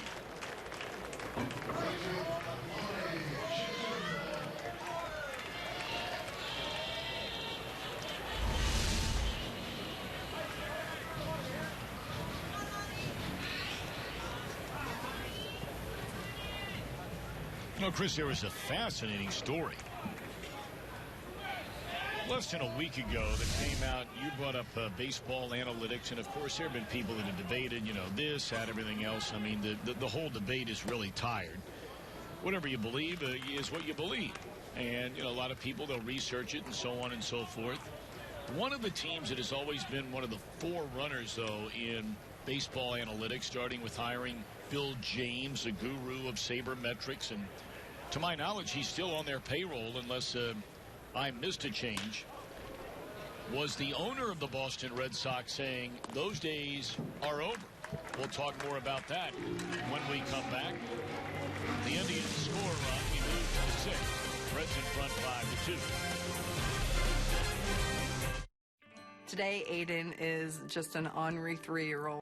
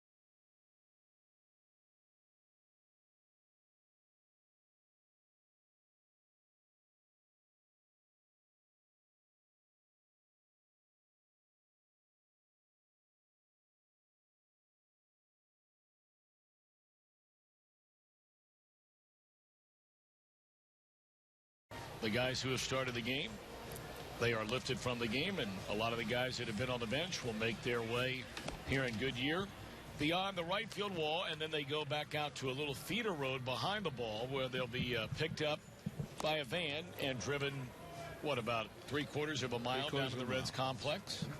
That's the voice of Walt Jocketty. Hello, everybody. The president of baseball operations for the Redlegs. How are you? Your spring training number, how many for you now? Oh, boy. Gosh. 40-something 40, years, right? 42. Yeah. 42. I started when I was 10. Yeah. Well, you've aged well. Thank you. The first spring training for you, though, working was where? First spring training was would have been probably, well, first when I was head of a department was Oakland in 1980. I was farm director, and then I was with at the White Sox when I was with Des Moines for a few years, in spring training with them every year, starting in '75. So. All right, now, let's go back to those days. And how have spring trainings changed? Oh, my goodness. From an attitude of the ball club from, back in the late 70s, the early 80s till now? Well, I'll tell you, quite honestly, the biggest thing is it's more of a business, big business now. There's more, back then we didn't draw, when I was out here with Oakland, we didn't draw a lot of people in spring training. We were at the old, first year we were at the old Scottsdale Park. They got a nice new park there now. We were in some wooden stadium, and you didn't draw people. And now more and more people are coming out from the Midwest and the northern parts of the country. It's Jesse Winker, highly touted young prospect of the Reds, who grounds out to second base, one away in the inning. There's more players involved. The facilities obviously are much, much better. It's just more sophisticated than it was back then. I'm curious to follow that up. I was having a conversation with a couple of guys in uniform before the game today. Do you think, Walt, that baseball needs to, or have you sat around and had lengthy conversations with guys about, are we doing it the right way still in spring training with baseball? Yeah, I think we always look at ways to try and improve what we're doing, how we go about doing it, and I think we have done a lot of things to there's more. That's Scott Shebler. That's a young man, came over from the Dodgers with a reputation of big-time power, and he displays it right there. His second pitch in a Reds uniform, and he hammers one the other way over the left center field wall. So welcome to the Reds, Scott Shebler.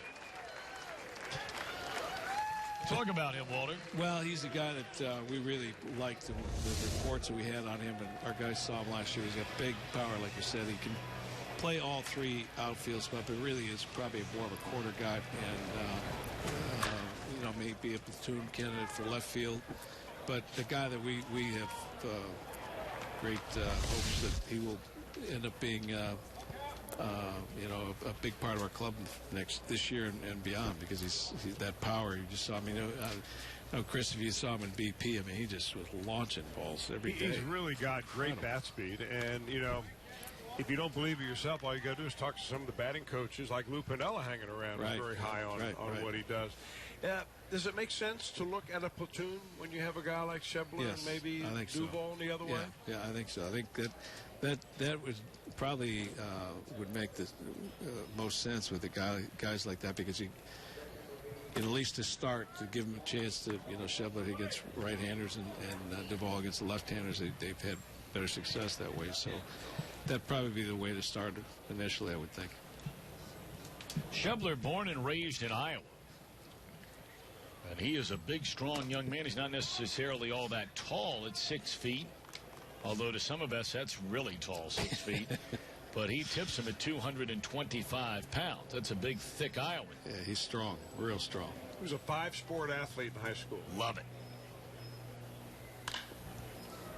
Here's another highly touted Reds prospect and another left-handed hitter in Kyle Waldrop.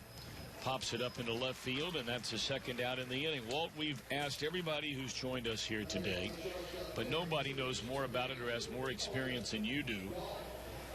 Start of a season, other people might predetermine your expectations, or you hear what their expectations might be of your team. What are your expectations of your team? Well, I think our expectations. I think the expectations of this team, from from the front office to the field staff to the players, all the way through, is we all believe we're better than what people are predicting. Because you still look at our everyday lineup. We have still a core of the guys we had. With Suarez transitioning over to third. Hold that thought. Hold that thought. We'll come back. Walt Jocketty in the bottom of the 6th inning. The Reds get the home run by Schebler, his first in a Reds uniform. Reds lead 6-2.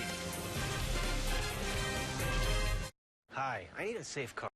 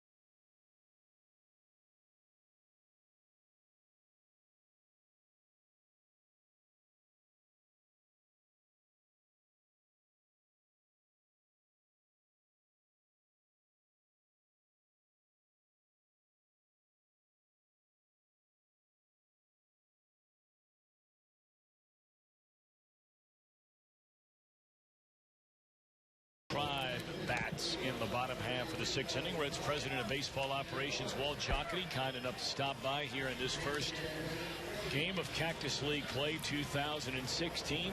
We were talking to you about Scott Schebler there a second ago. We'll talk more about him in a minute, but before we went to break, you talked about your expectations of this club this year. Well, I think the main thing we want to see is we're going to incorporate a lot of young guys. We want to see them get experience, get a chance to grow and grow like our young starters did. And I think our everyday club is going to be solid. I think our rotation and time is going to develop and be very, very solid. The question is going to be our bullpen, and we're working on that all the time. We may see we may decide to use some more of our young guys out of the bullpen and develop them that way at the major league level. But, we'll see as time goes on this spring. But I think we're gonna play better than people expected, and I don't think it's gonna be nearly as bad as one group picked us to win 61 games. I think we'll win more than that, a lot more than that. So I think it's gonna be fun. It's gonna be a fun team to watch because the camp has been very good, very upbeat. This is what we talked about, being very positive and upbeat, and just play with. Tapper down at third, one away in the inning. Here's another young man that the Reds picked up from the Angels with his second pick, the 13th overall in the Rule 5 draft during this winter. And that's left-hander Chris O'Grady. Right. Let's just finish that thought a minute. I'm sorry. I think we just, the thing we try to stress here is being positive, play hard, play a fun brand of baseball and hustle, and I think you'll see a lot of that this year, and I think it's going to, in the end, it's going to show great results. Well, as a follow-up to that, Walt, what's your message to Reds fans who say, all right, we're good with rebuilding, but how much patience do we have to show?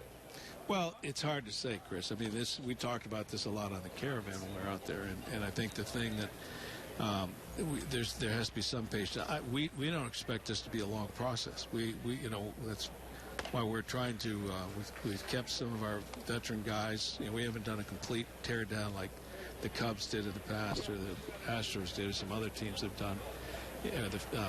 We're trying to maintain some respectability, and I think it's going to be a lot sooner than people expect. Zach Walters gone swinging. Now this young man O'Grady at 25 years old. You look at his minor league numbers. A 10th round pick by the Angels. He's averaged nearly a strikeout per inning.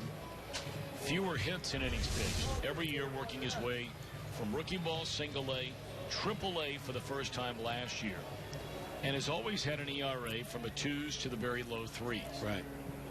We were surprised that he was available in the draft, and pleased that we were able to draft him and acquire this guy and give him a chance to see what he can do, because we certainly need some left-handed pitching out of our bullpen. All right, Walt, now you didn't see this guy pitch personally last year. Some of your scouts have. You're sitting around the room in the winter meetings, and the Rule 5 draft is coming up. I mean, how much does the scout that saw him and really believes in him have to sell you on the fact that we need to take this guy because he's going to take a roster spot up if he is successful here this year and you keep him all year long? Well, they do pretty good. If we bring a lot of our guys in, and John Morris was a guy we brought in, and he was a guy that really liked Jake Cave, and he sold us on Cave, and so far what we've seen we like, and I talked to Lou Piniella earlier about it. He really likes what he's seen with this guy. He sprays the ball around, he runs well, and plays all 3 outfield spots. A guy like O'Grady was a guy that we saw well, and the numbers tell a big part of the story, but the scouts that saw him liked his breaking ball, his command, and so forth, so we go with that was more of a combination of the analytics and the scouting reports. Because of all the decisions, especially with all of these pitchers, Walt, will you be having more meetings than you normally would under a different kind of scenario? I would think so. It's just with this club, getting down the final roster, it's not as in the past. We had a lot of veterans, and it wasn't that critical. It wasn't that hard to figure out what the club was. This year, we certainly more meetings and more in-depth discussions on how we round out the 25. Thanks for coming up. My pleasure. Join us Glad again to here hear. at Spring Training on Fox Sports Ohio. Walt Jocketty, kind enough to stop.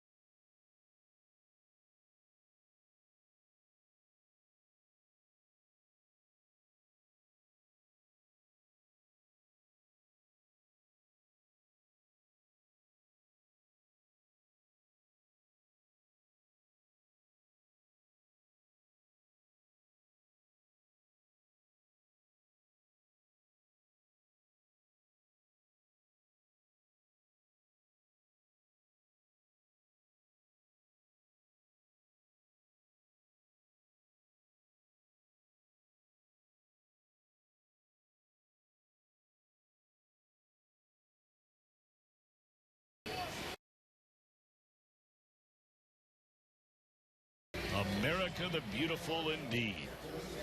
We invite you to be a part of the action this season. The Reds Pick 6 plan. You can guarantee an exclusive Joey Votto 30-inch Silver Slugger, Louisville Slugger bat, and pick any 6 regular season home games, including the Hall of Fame weekend. Pete Rose going in, you may have heard. You receive 6 free McDonald's extra value meals. Purchase a Reds Pick 6 plan, save up to 25%. Visiting Reds.com/Pick 6.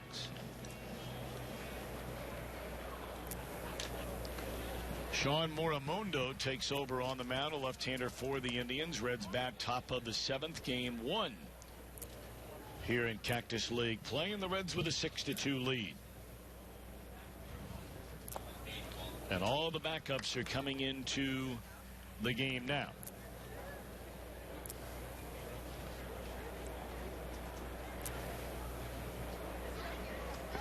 Chad Wallach, son of longtime Major League outstanding third baseman. Was he a teammate of yours? He was indeed in Montreal. Tim was. We used to call him Eli.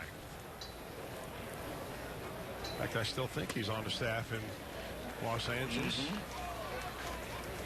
as either their hitting coach or third base coach. I think hitting coach still. Chad first year last year in spring training is very impressive. Big, strong kid. I didn't mean to interrupt you. I was starting to ask you when you said the words hitting coach. I wouldn't go as far as to say that it's the biggest name in the history of baseball to be named a hitting coach, but it certainly ranks in the top 5. Barry Bonds. He is a new hitting coach for the Miami Marlins. Were you surprised by that? I was a little surprised. I think everybody but the owner of the Marlins was surprised. I wouldn't be surprised if even the manager was surprised that he was named hitting coach. And surprised that Barry decided to take the job. And I'm one of these guys that thinks that Barry Bonds ought to be in the Hall of Fame. Okay, but right or wrong, sure, that happens to be my personal opinion. But I mean, just the opportunity for those hitters in Miami to work with a guy that, in my estimation, pretty much had the baseball swing perfected when he was at the top of his game. Yes, he did. I mean, there's a lot to learn there. It'll be very interesting how it shakes out down the road. You know, one of the reasons, and a lot of people who, they're casual fans of baseball. Look, in some cases, they might be hardcore fans of baseball. When you're privileged enough to work inside baseball and be around it for a long time, the amount of hours, especially now, more than ever before, that major league coaches and minor league coaches are putting into each and every day of a baseball season is mind-boggling. And when you're a guy that made all the money Barry Bonds did, with all the success Barry Bonds did, you throw in the fact that wherever he goes, he's going to be asked the same questions over and over and over and over again. Now, how many of those interviews he elects to do, that remains to be seen. There's a good chance that he'll be jeered in some places. He'll be cheered in some places. There's no debate about that. But that he would want to come back and give that kind of time to a new craft, I think surprised everybody. I think it probably did. I think along the way he's probably grown some pretty thick skin. Yes. And he didn't let really what people wrote about or talked about him bother him all that much along the way. So I'm not so sure that'll be as big an issue as anything else. It could be a little distraction for the ball club. But if I'm a hitter, a young hitter, and I'm in Marlins camp, I am soaking in every word of hitting advice he could give you. I had an interesting conversation on this very topic with Larry Baer, who's the CEO of the Giants. There's one, and they'll turn it over and turn the double play off the bat of Pacheco. Jordan Pacheco in his first year as a Red. They'll stand and stretch for the first time in 2016. Reds with a 4-run lead.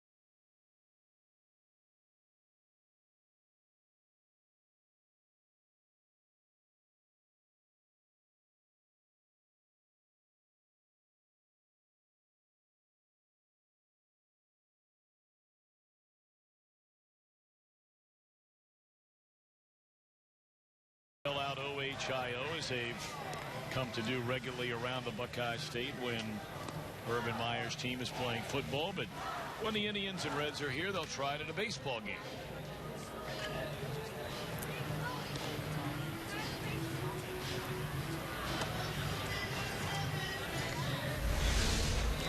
There's been some new language talked about in Major League Baseball regarding this neighborhood and slide play at second base. We may have an example of it right here.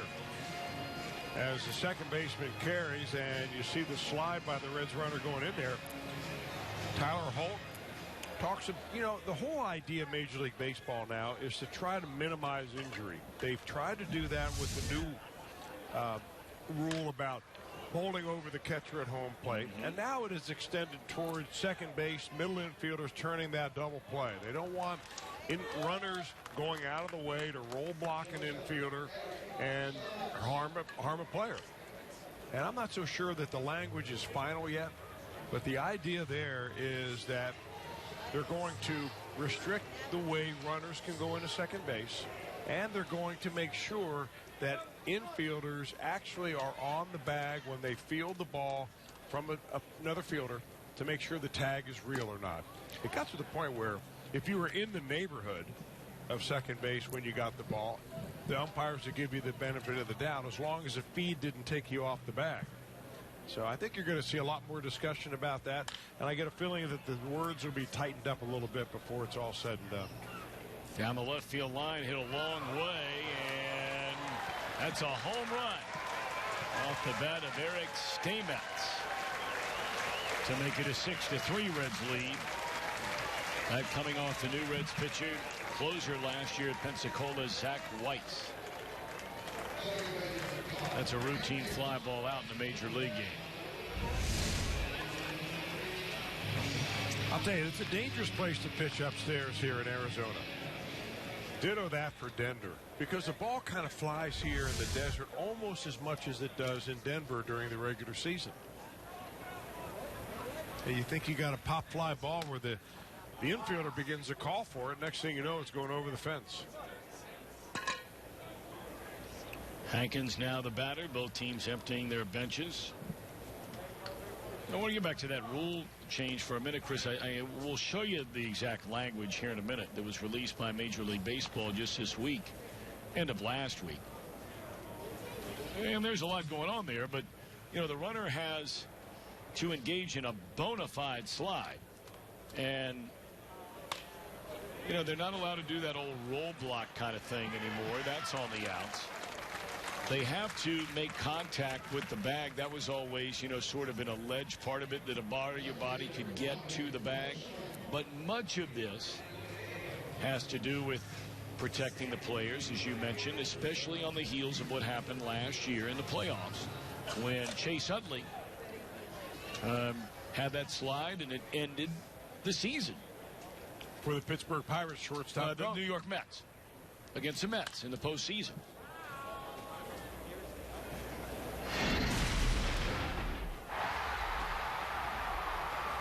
And, Tejada goes down, and that was all she wrote. And there was no way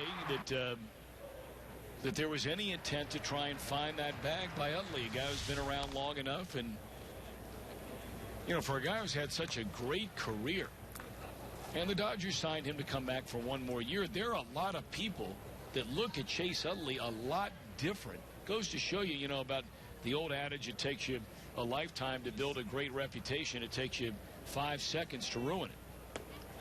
Well, that was one example. The example I had confused was the example with the Pittsburgh Pirates shortstop Gung, who also injured his leg on a play at second base. And I think Major League Baseball's all of a sudden wised up. Now, Chase Utley simply is playing the game the way he's played it his whole career. And, nowadays it seems like there's going to be a little gentler form of baseball. And I don't think it detracts one bit from Major League Baseball to have that runner slide directly into second base, make sure that he can hang on to the bag. I don't really need somebody injured on the other team to say this is a good hard brand of baseball. I don't buy into that at all. I think the other thing you have to remember is that the feeder system in the United States, any baseball player that is in the major leagues that has been Americanized by playing in high school or in college has to adhere to very strict rules as to how you slide into second base. Much more strict than any wording that Major League Baseball has right now. You have to slide directly into the base. There's no leeway of being able to touch the base with your hand. You've got to go right at it the whole time. And if you're out of that, then you're charged for interference immediately. So I think that a lot of players come up that way, and now all of a sudden the rules are expanded to something different, and it puts those middle infielders endangered out there. And I'm all for Major League Baseball trying to minimize injuries on the field. I don't know how anybody could argue anything against it. You know, I think most of the time what you're starting to hear, and look, it's been the same in every generation. You know, you'll listen to different guys that are on TV or guys that are doing radio shows or those that maybe played 15, 20, 25 years ago, and they'll go into a big spiel about why they don't think it's a good idea, and they're certainly entitled to their opinion. But I think you bring up a great point in that the way we're raising the kids now anyway. There's a hot smash down to third, and a run-down play will get an out at second base. That'll be the second out of the inning. A run does score to make it a 6-4 ball game. Second run in this inning. I think back in the old days, Tom, when guys used to really have rough and tumble takeout slides at second base, well, if you didn't like the way the opposing runner knocked over your shortstop, you as a pitcher would go out there and you would drill somebody on the other team. And then that would create a little bit of a beanball war. But that doesn't happen anymore with warnings of the benches and warning of the managers and ejections and suspensions. And then all of a sudden you've got the same pitcher doing it twice, and he's a two-time offender. So you don't see that type of self-governance on the Major League Diamond anymore. I think a lot of it has to take care of by the rules, and Major League Baseball is making progress in doing that. Now, whether the wording is exactly the way the Major League Baseball Players Association and the umpires and the top level of MLB, have they all gotten together and figured it out yet? I don't think it's perfect yet, and I think it's still a fluid subject that eventually will be a little bit better described as we go forward. And another real point of emphasis under the now second-year Major League Baseball Commissioner Rob Manfred has so much to do with time of play. And, you know, you hear so many scream and yell about, well, we're asking the pitcher to change and pitch a little faster and the batters to stay in. Why not ask the television folks to shorten up the commercial breaks? Although nobody is giving television back the money on a rights deal that they asked. Nonetheless, there will be time shaved off in between innings for both local TV games and quote-unquote national TV games, and where there has been in the past. So everybody's, I guess, having to give a little bit. Where that goes moving forward is going to be fascinating, because as many of you know, around Reds country where you have minor league teams, last year, for the first time, we saw a pitch clock used in professional baseball, and by and large was met very warmly around most minor league cities. Well, they also use it in the Arizona Fall League. And the one thing they also did in minor league baseball is that if a batter violated the delay of game rules by stepping out of the batter box when he's not allowed. For instance, you're allowed to step out of the box in the big leagues after you foul off a ball or after you swing and miss, but not after anything else. If a batter stepped out, he automatically got a strike called on him. So that sped up the game as well. 2 runs for the Tribe. We go to the 8th.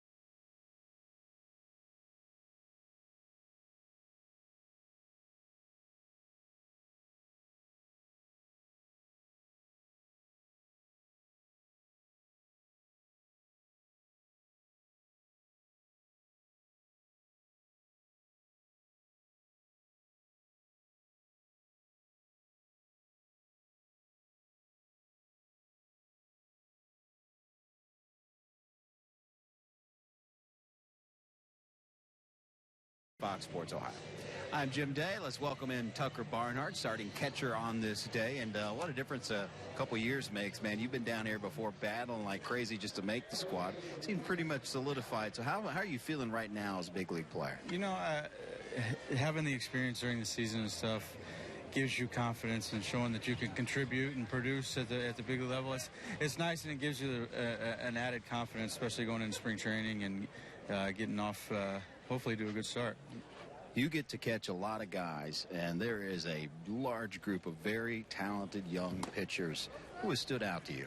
You know, I caught Cody Reed on the side one time, and it's kind of funky, but it comes out of nowhere, but it's hard, and I'm really excited to see him pitch. I think he's pitching tomorrow, I think, is what the schedule shows, but it's going to be fun to watch. I think we got a lot of young guys, so it's not just really, other than Cody, I mean, everybody stands out just with the inexperience that they have, but it doesn't seem like it. They carry themselves like they've been around for a while, and it's good to see. Your impressions of John Moscott, who started this game today? I thought he was really good.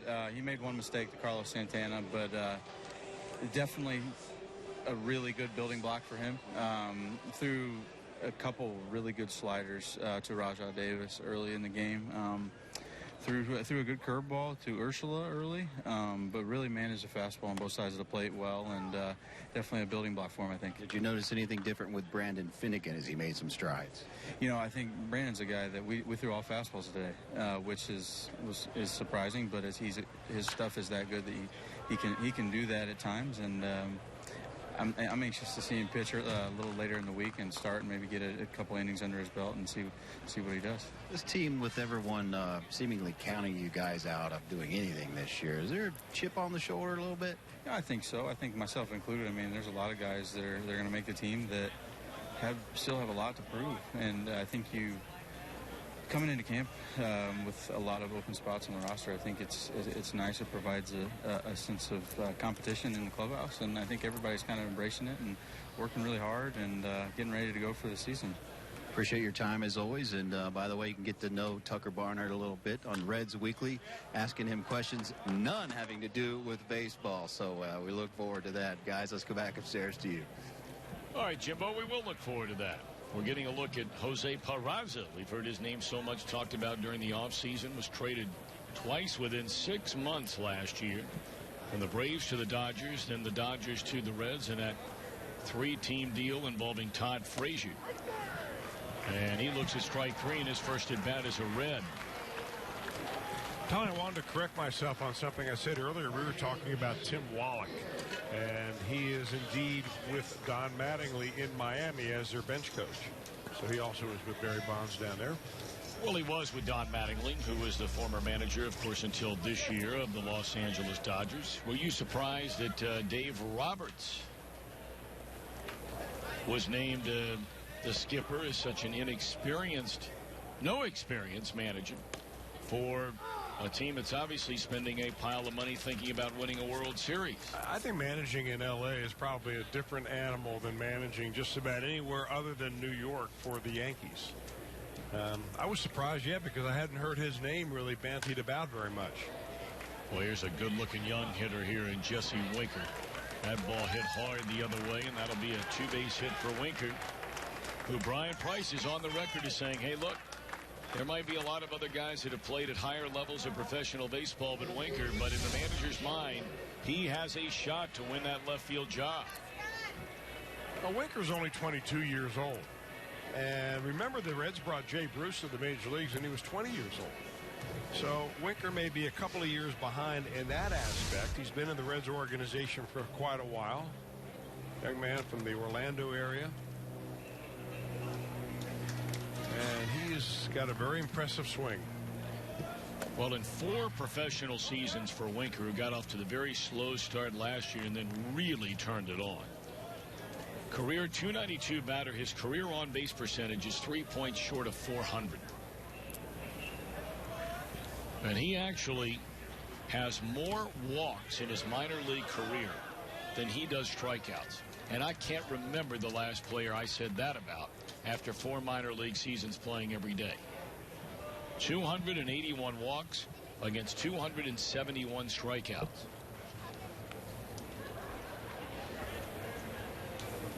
That would make him a sabermetric darling. Indeed it would, and his numbers certainly back that up. That would make him a general manager or a manager's darling. Anybody walking more than they're striking out is A-OK on either side of the fence. You know, the first time I started keeping that particular stat a little bit, it was an obvious stat that Albert Pujols, when he was with St. Louis in the cream of his career, would do that year in and year out. And when you started adding them all up, you realize how few major league hitters actually do that.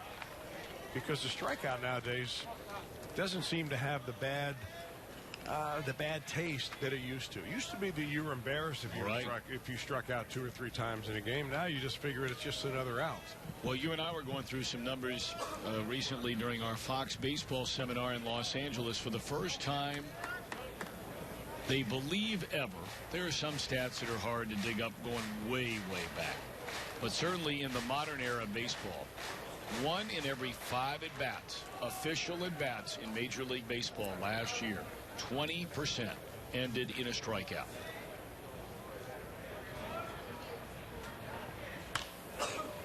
I don't know if that should be a surprise or not, because it's been trending in that direction. Well, if you think of all the things that make it trend in that direction, you've got pitchers throwing harder than ever. I mean, the average fastball now is up around 95 miles an hour. Used to be there would be one pitcher on the staff that could throw 95. You know, you've got middle relievers that come in for 1 inning at a time, throw it as hard as they can, then the next inning they bring in a guy that throws a little bit harder. And then you have the attitude of hitters that don't really adjust to shorten up with 2 strikes. They're still going for the downs no matter what the count. Chapman looked like going for the downs of that swing. Well, he went to the downs his last time up, his first time up in this game, his first wearing a Reds uniform, opposite field home run.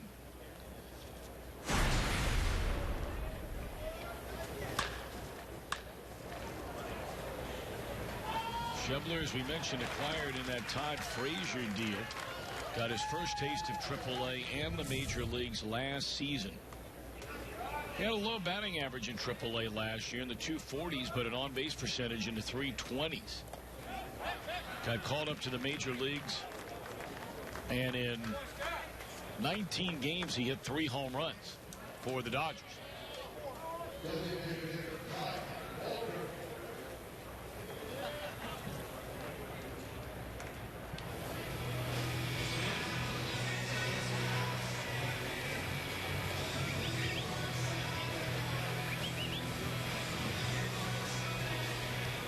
That's Kyle Waldrop stepping into the play right now. A couple of years ago, we were talking about him an awful lot. You know, Jesse Winker had an off year. I guess it was last spring training that Winker had an off year the year before last. Waldrop had a great year. He was the hitter of the year in the Reds minor league organization. So all of a sudden in camp, it looks like you've got, you know, a number of left-handed hitting outfield prospects that you bring them in here and you let them battle it out. They had nearly 40 doubles, 14 home runs, 70 runs batted in, and 14 single-A, double-A. Started last year red hot, wound up in the Futures game playing a double-A. I talked to him before the game today about, you know, what happened at triple-A. He said, look, I don't know why I all of a sudden decided I had to start changing my swing. He said it could not have gone worse the second half of the year. At Louisville, he wound up hitting $185. And that's not. And didn't walk very much either. Those are not the numbers you're used to seeing from this young man. Straight up in the air, should end the inning. Reds are scoreless in the 8th. Cleveland bats in the bottom of the inning. Red 6, Cleveland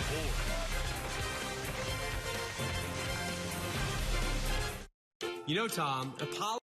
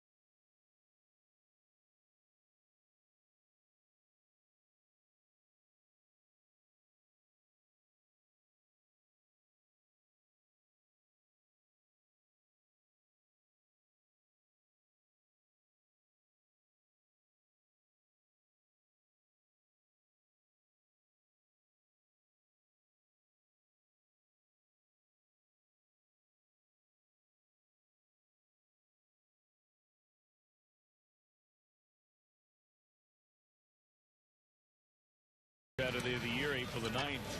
Reds take on the Pirates. Arrive early and be one of the first 20,000 fans, and you can take home a Reds fleece blanket. Those things are always sweet. This year presented by Coca-Cola. Tickets, call 513-381-REDS. Visit select Kroger locations or log on to Reds.com.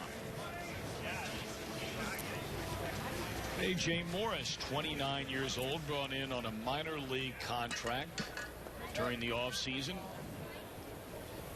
Makes his home in Humble, Texas. Originally a fourth-round pick going all the way back to 2009 by the Nationals. Has pitched in the Cubs organization, Pirates organization. Last year at Indianapolis, a very good year, 2.4 ERA. And a bouncing ball is dropped down at third by Jordan Pacheco, an error to begin the inning.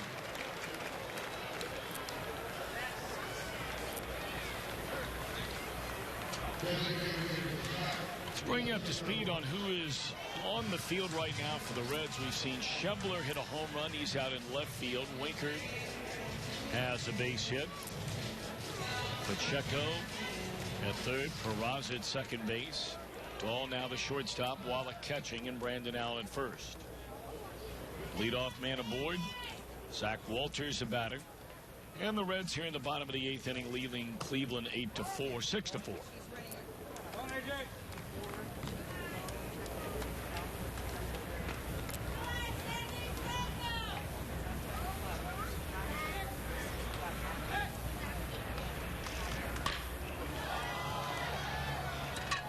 Fly ball, Holt into right center for the first out of the inning.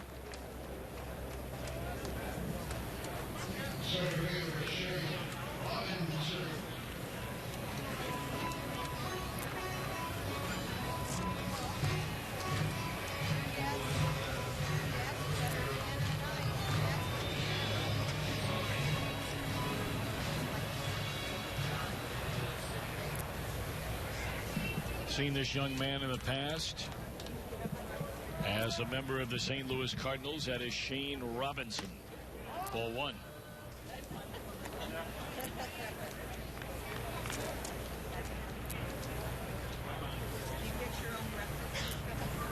Of course, the Cardinals expected again to be prime contenders in the National League Central Division, but it seems as though, Chris, the mood has swung in the direction of the Chicago Cubs, many believing they are the best of the National League Central, at least on paper, going into the year. Now, they've got a big bandwagon, and they're taking all that want to jump on. Why not?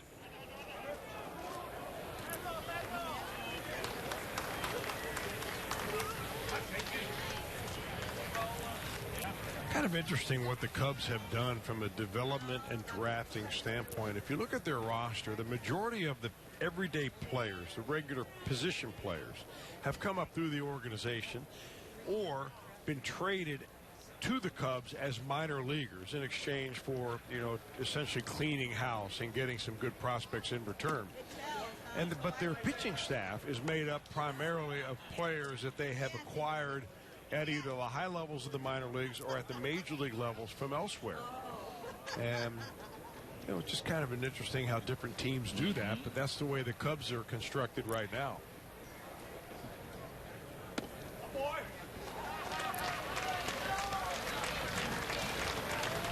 I understand we have found the wagon the Cubs fans are on. I think it needs to be a little roomier than that. That might be the old Cubs wagon. Yeah, back in the days when Tom Brennan was broadcasting. That's right. Harry Carey and I and Steve Stone and Ron Santo and Bob Brenly would have all been on that wagon.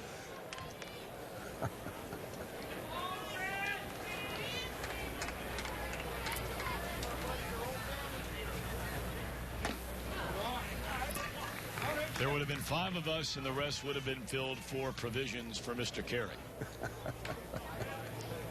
Of the liquid persuasion almost exclusively. Well, you have to hydrate in the desert.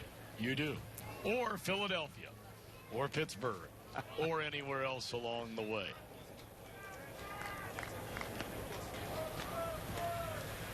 We were watching on the Reds Caravan the name came up because Walt Jocketty, many years in St. Louis, Missouri, and the fellow who owned the franchise, a minor league franchise, it has been both a Cub minor league franchise, a Cardinal minor league franchise, is a fellow named Pete Finnegan, who just recently passed away. And Pete Finnegan, one of the great characters of all time. He was Harry Carey's best friend. And for any of you that are interested, that maybe you're a little too young to really remember Harry Carey, or maybe just a number of years have gone since his passing, I don't think there's any greater illustration of who Harry Carey was than if you go to YouTube and you put in the name Pete Finnegan. Of all of the people Harry Carey knew in his lifetime, both famous and not so famous, he was the one who delivered the eulogy at Harry Carey's funeral. And there is no eulogy before that was ever like it or since it was ever like it. So if you got a little time to kill and you want to check it out, I promise you, you will laugh 97% now, what's the name of again? that eulogy. His name is Pete Finnegan. How do you spell the last name? I'm not sure how you pronounce it. It's V-O-N. I think it's A-K-K-E-N, I believe. Longtime owner of the Peoria Chiefs minor league franchise in Peoria, Illinois. I mean, just an incredible guy. Warm, fun, loving guy. But his eulogy at Harry Carey's funeral, there's nothing like it. Check it out if you're so inclined.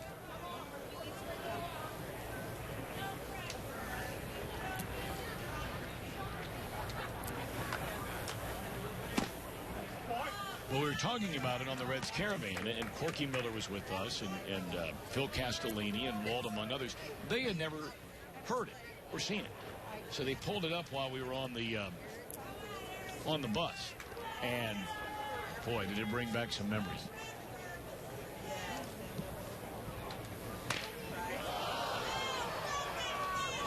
And by the way, the last name is spelled, so if you wanted to look it up, it is Pete, P-E-T-E, Finnegan, V-O-N-A-C-H-E-N. Pete Finnegan's tribute to Harry Carey. Thank you.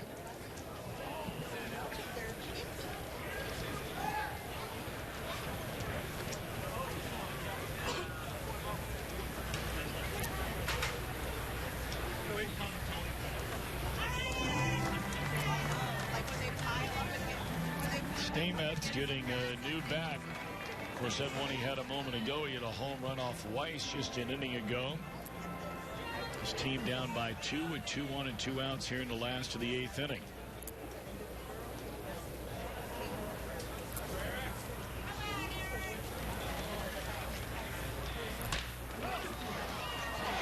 Pacheco has made his second error of the inning. Did not look good on that one. The first one looked like it took a tough hop on him. But Jordan Pacheco is an interesting guy in Reds camp because he can play a number of different positions. Played that off to the side. Never really good fundamentals when you do that, but he can play catcher. He can play around the infield, especially in the corner infield positions. And I think that the idea of a utility sub that can go behind the plate is attractive to a lot of ball clubs, including this team, especially if the status of Devin Mesoraco going down the road in spring training is uncertain. Of course, we've got no indication of that right now.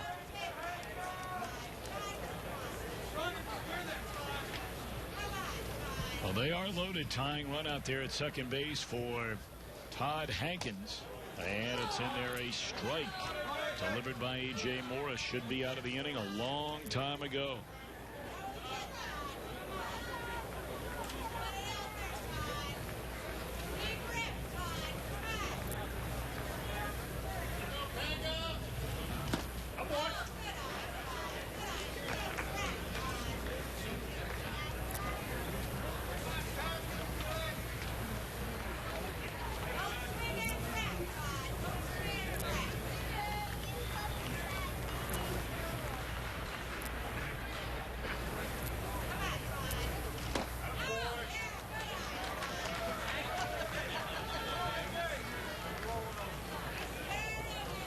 3 balls and a strike now on Hankins. And Morris with some work to do to try and keep this 2-run lead intact.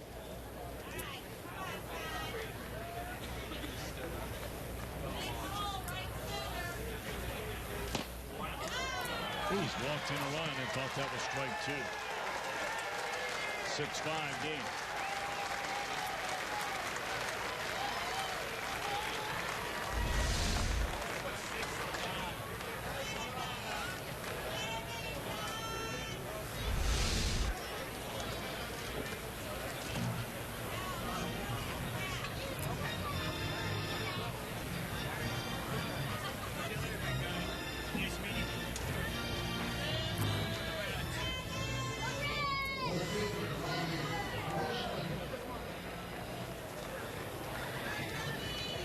Second walk issued in the inning by Morris. The inning began with an error by the third baseman Pacheco. A fly ball would have been the second out, and then after a walk, a strikeout would have ended the inning. Instead, it continued. A second error by Pacheco, and now a bases loaded walk. 6-5 Reds in front. Robbie Grossman, the batter, and quickly ahead 0-2 is Morris.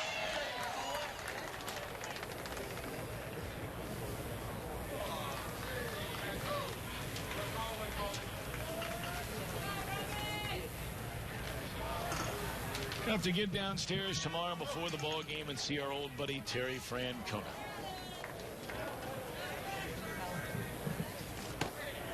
He has led the Indians to 3 consecutive winning seasons, something they have not done since 99, 2000, and 2001.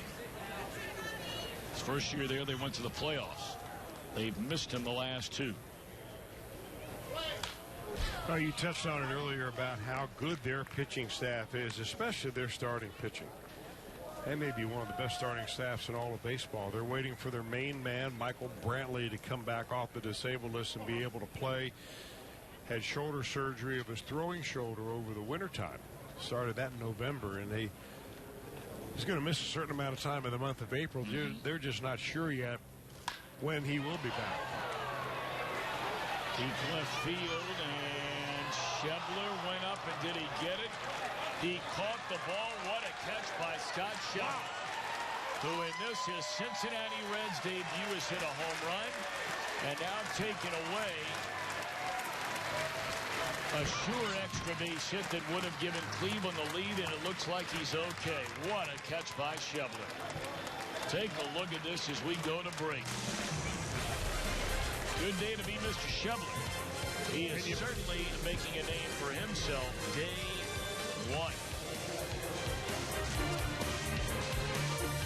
We're back at Skyline to see what it is that makes people feel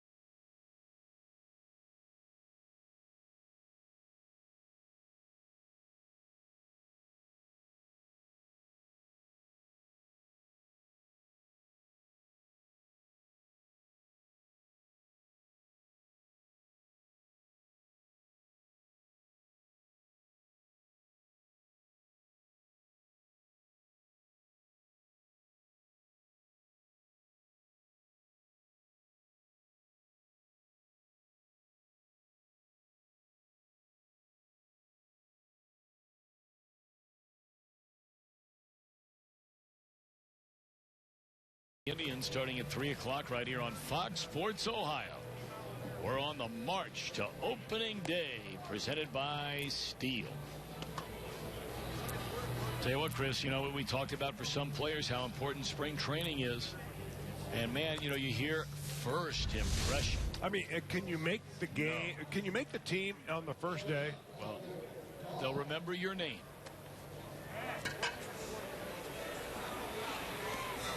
And we were talking really mainly about his offense, the tremendous power that he's shown throughout the minor leagues, even for the short stint in the major leagues last year. But that's a dandy catch, especially considering the circumstances. Bases loaded and 2 out. Tall a roller on the first pitch of the inning to the right side. We begin the top of the 9th, and Jared Grew, the new pitcher for the Indians. 1 pitch, 1 out.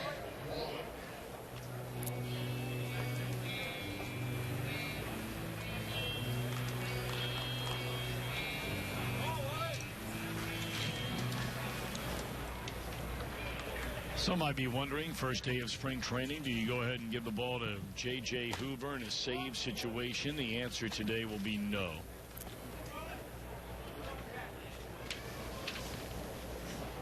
Drew Hayes, who's been pitching in the Reds organization for a number of years, working his way up through the minor leagues. Was getting loose, and he's still getting loose.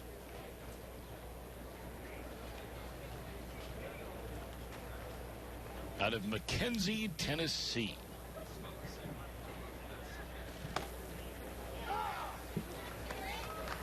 Jared Grew is from Fort Wayne, Indiana, the Indians pitcher. He's one of those guys, Tom, that along the way in the minor league career, he really had nowhere to play, so he signed on and played in the Independent League in Atlantic City and ended up being called up to the major leagues a couple of years later with the Los Angeles Angels of Anaheim. I mean, that is going a long, long way from independent baseball to the big leagues. Sure is.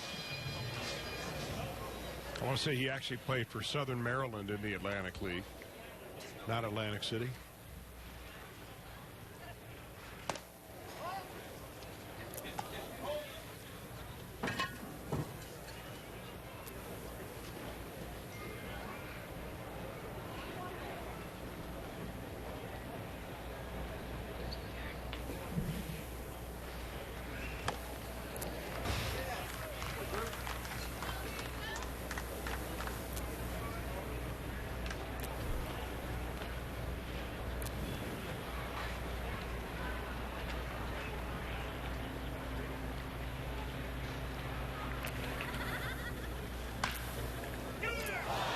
Between the wickets down at first base, and Holt will reach with 2 away here in the top of the 9th inning.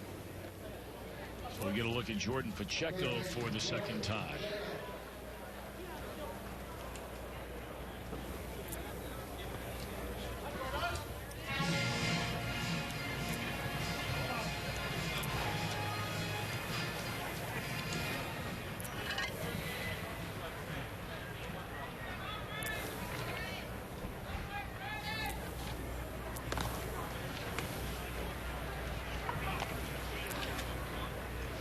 Pacheco, 30 years old, grew up in Albuquerque, New Mexico, now makes his home right here in the greater Phoenix area over in Tempe. Came up originally with Colorado.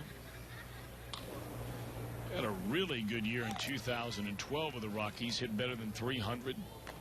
On base percentage nearly 350. 32 doubles, 54 runs batted in.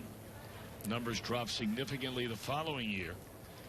And the last 2 seasons has been in the Arizona Diamondbacks organization. Played in 29 games with the big league club last year.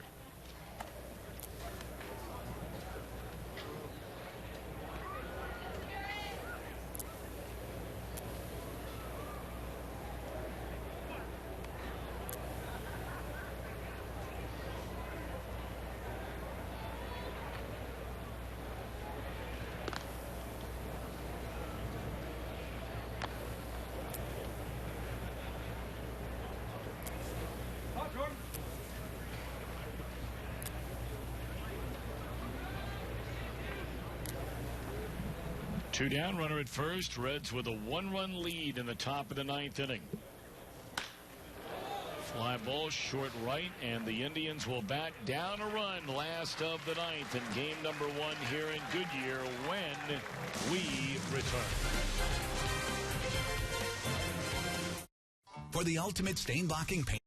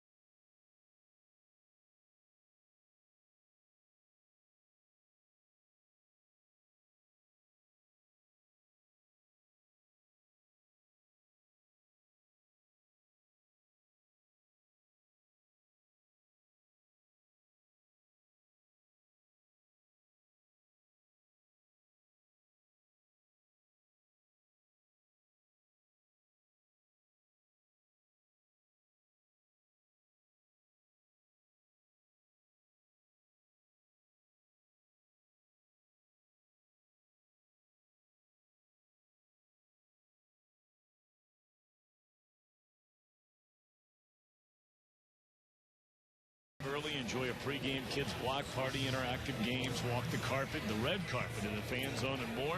All kids 14 and younger receive a Reds cap thanks to Frisch's Big Boy. Call 513-381-REDS. Somehow, someway, Chris, you and I have made it to the top of the spectacular Camelback Mountain over in Scottsdale. I'm riding you hard again already here in 2016, Tom. You've already been up? I've not been up there yet. Okay. You got into town a little later than what is norm for you this year. I'll get up there before the end of the spring. My wife went up today.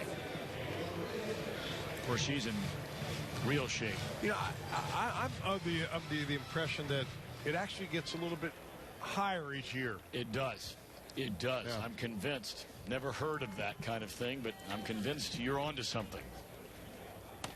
Drew Hayes is a bit of a legend, if you will, down in Reds country in Tennessee. Told you he's from McKenzie, which is a city at the tri-point of Carroll, Henry, and Weakley counties. Population 5,310. But I say a bit of a legend because this young man 2 times was Mr. Football in Tennessee, and also in baseball was Mr. Tennessee. A quarterback in football. Well, he had a chance to sign a pro contract out of high school, but decided not to do that. Ended up going to Bethel College in Nashville, and then after a couple of years at Bethel College, walked essentially across the street to attend Vanderbilt. And that's where the Reds ended up drafting him and signing him, 11th round pick in 2010. And he picks up a strikeout. He has 32 saves in his professional career. All but 10 of those came his second year, and a lot of the Dragon fans will remember in Dayton. You talk about putting together a great year. 51 games, a 1.3 ERA at 22 saves, 60 innings. He allowed 29 hits and punched out 89 batters. That's a pretty good year. Yeah, so we got to Double-A quickly. You know, signed in 2010, was pitching in Double-A in 2012, but he has stayed there the last few years. Last year, he pitched 43 games in Louisville, Triple-A.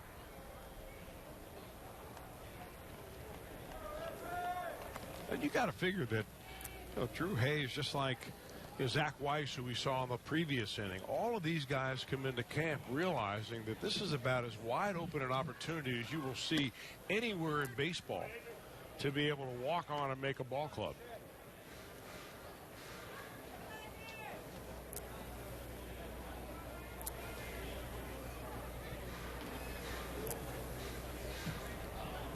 You know, Chris, I think you continue to bring up a great point about this, and you called it in our start of the telecast today. You know, the land of opportunity, I think is what you said in Goodyear, Arizona.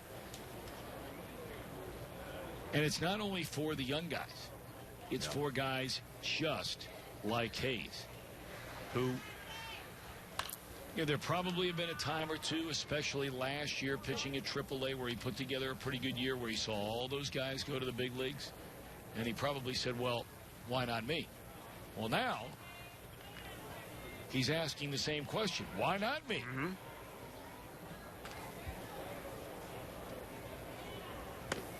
Two strikeouts in a row.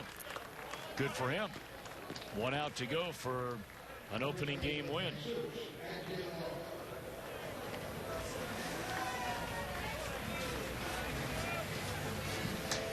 You know, it sounds so simplistic, but really it is simplistic. It's a lot of us that try and make it a lot more complicated, or others that try and make it a lot more complicated. In this spring training for the Reds, when you get your chance, if there's ever a year where what you do here in spring training could directly affect whether or not you make a Major League Baseball team, I don't remember a spring training like this for any team I've announced since the expansion Diamondbacks in that regard.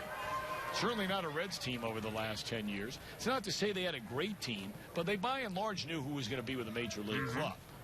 This year, that is not the case in a lot of areas of the team.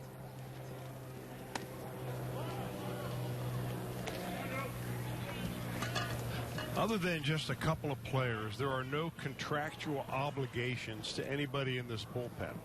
I mean, you're O.J.J. Hoover. You know, Tony Cingrani on a big league contract. Broken bat. The head of the bat slams into the screen. Thank goodness for that. But I can't name players that are going to make the team on the basis of the Reds have to keep them because they owe them X number of millions of dollars. The example you used earlier last year, I think everybody knew that Bert Badenhop and Kevin Gray were both going to be on this Major League opening day roster because of money. No matter what they did on the mound in spring training games.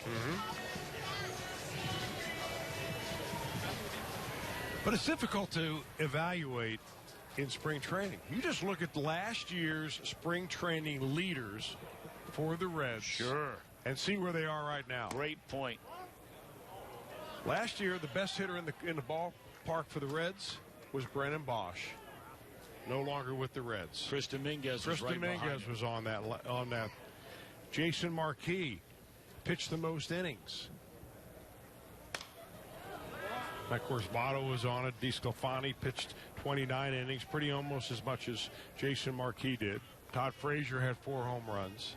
I mean, just the examples of Brennan Bosch, Dominguez, Christopher Negron, and Jason Marquis as being 4 of the leaders in this Cactus League stats shows you how difficult it really is to evaluate here in the month of March.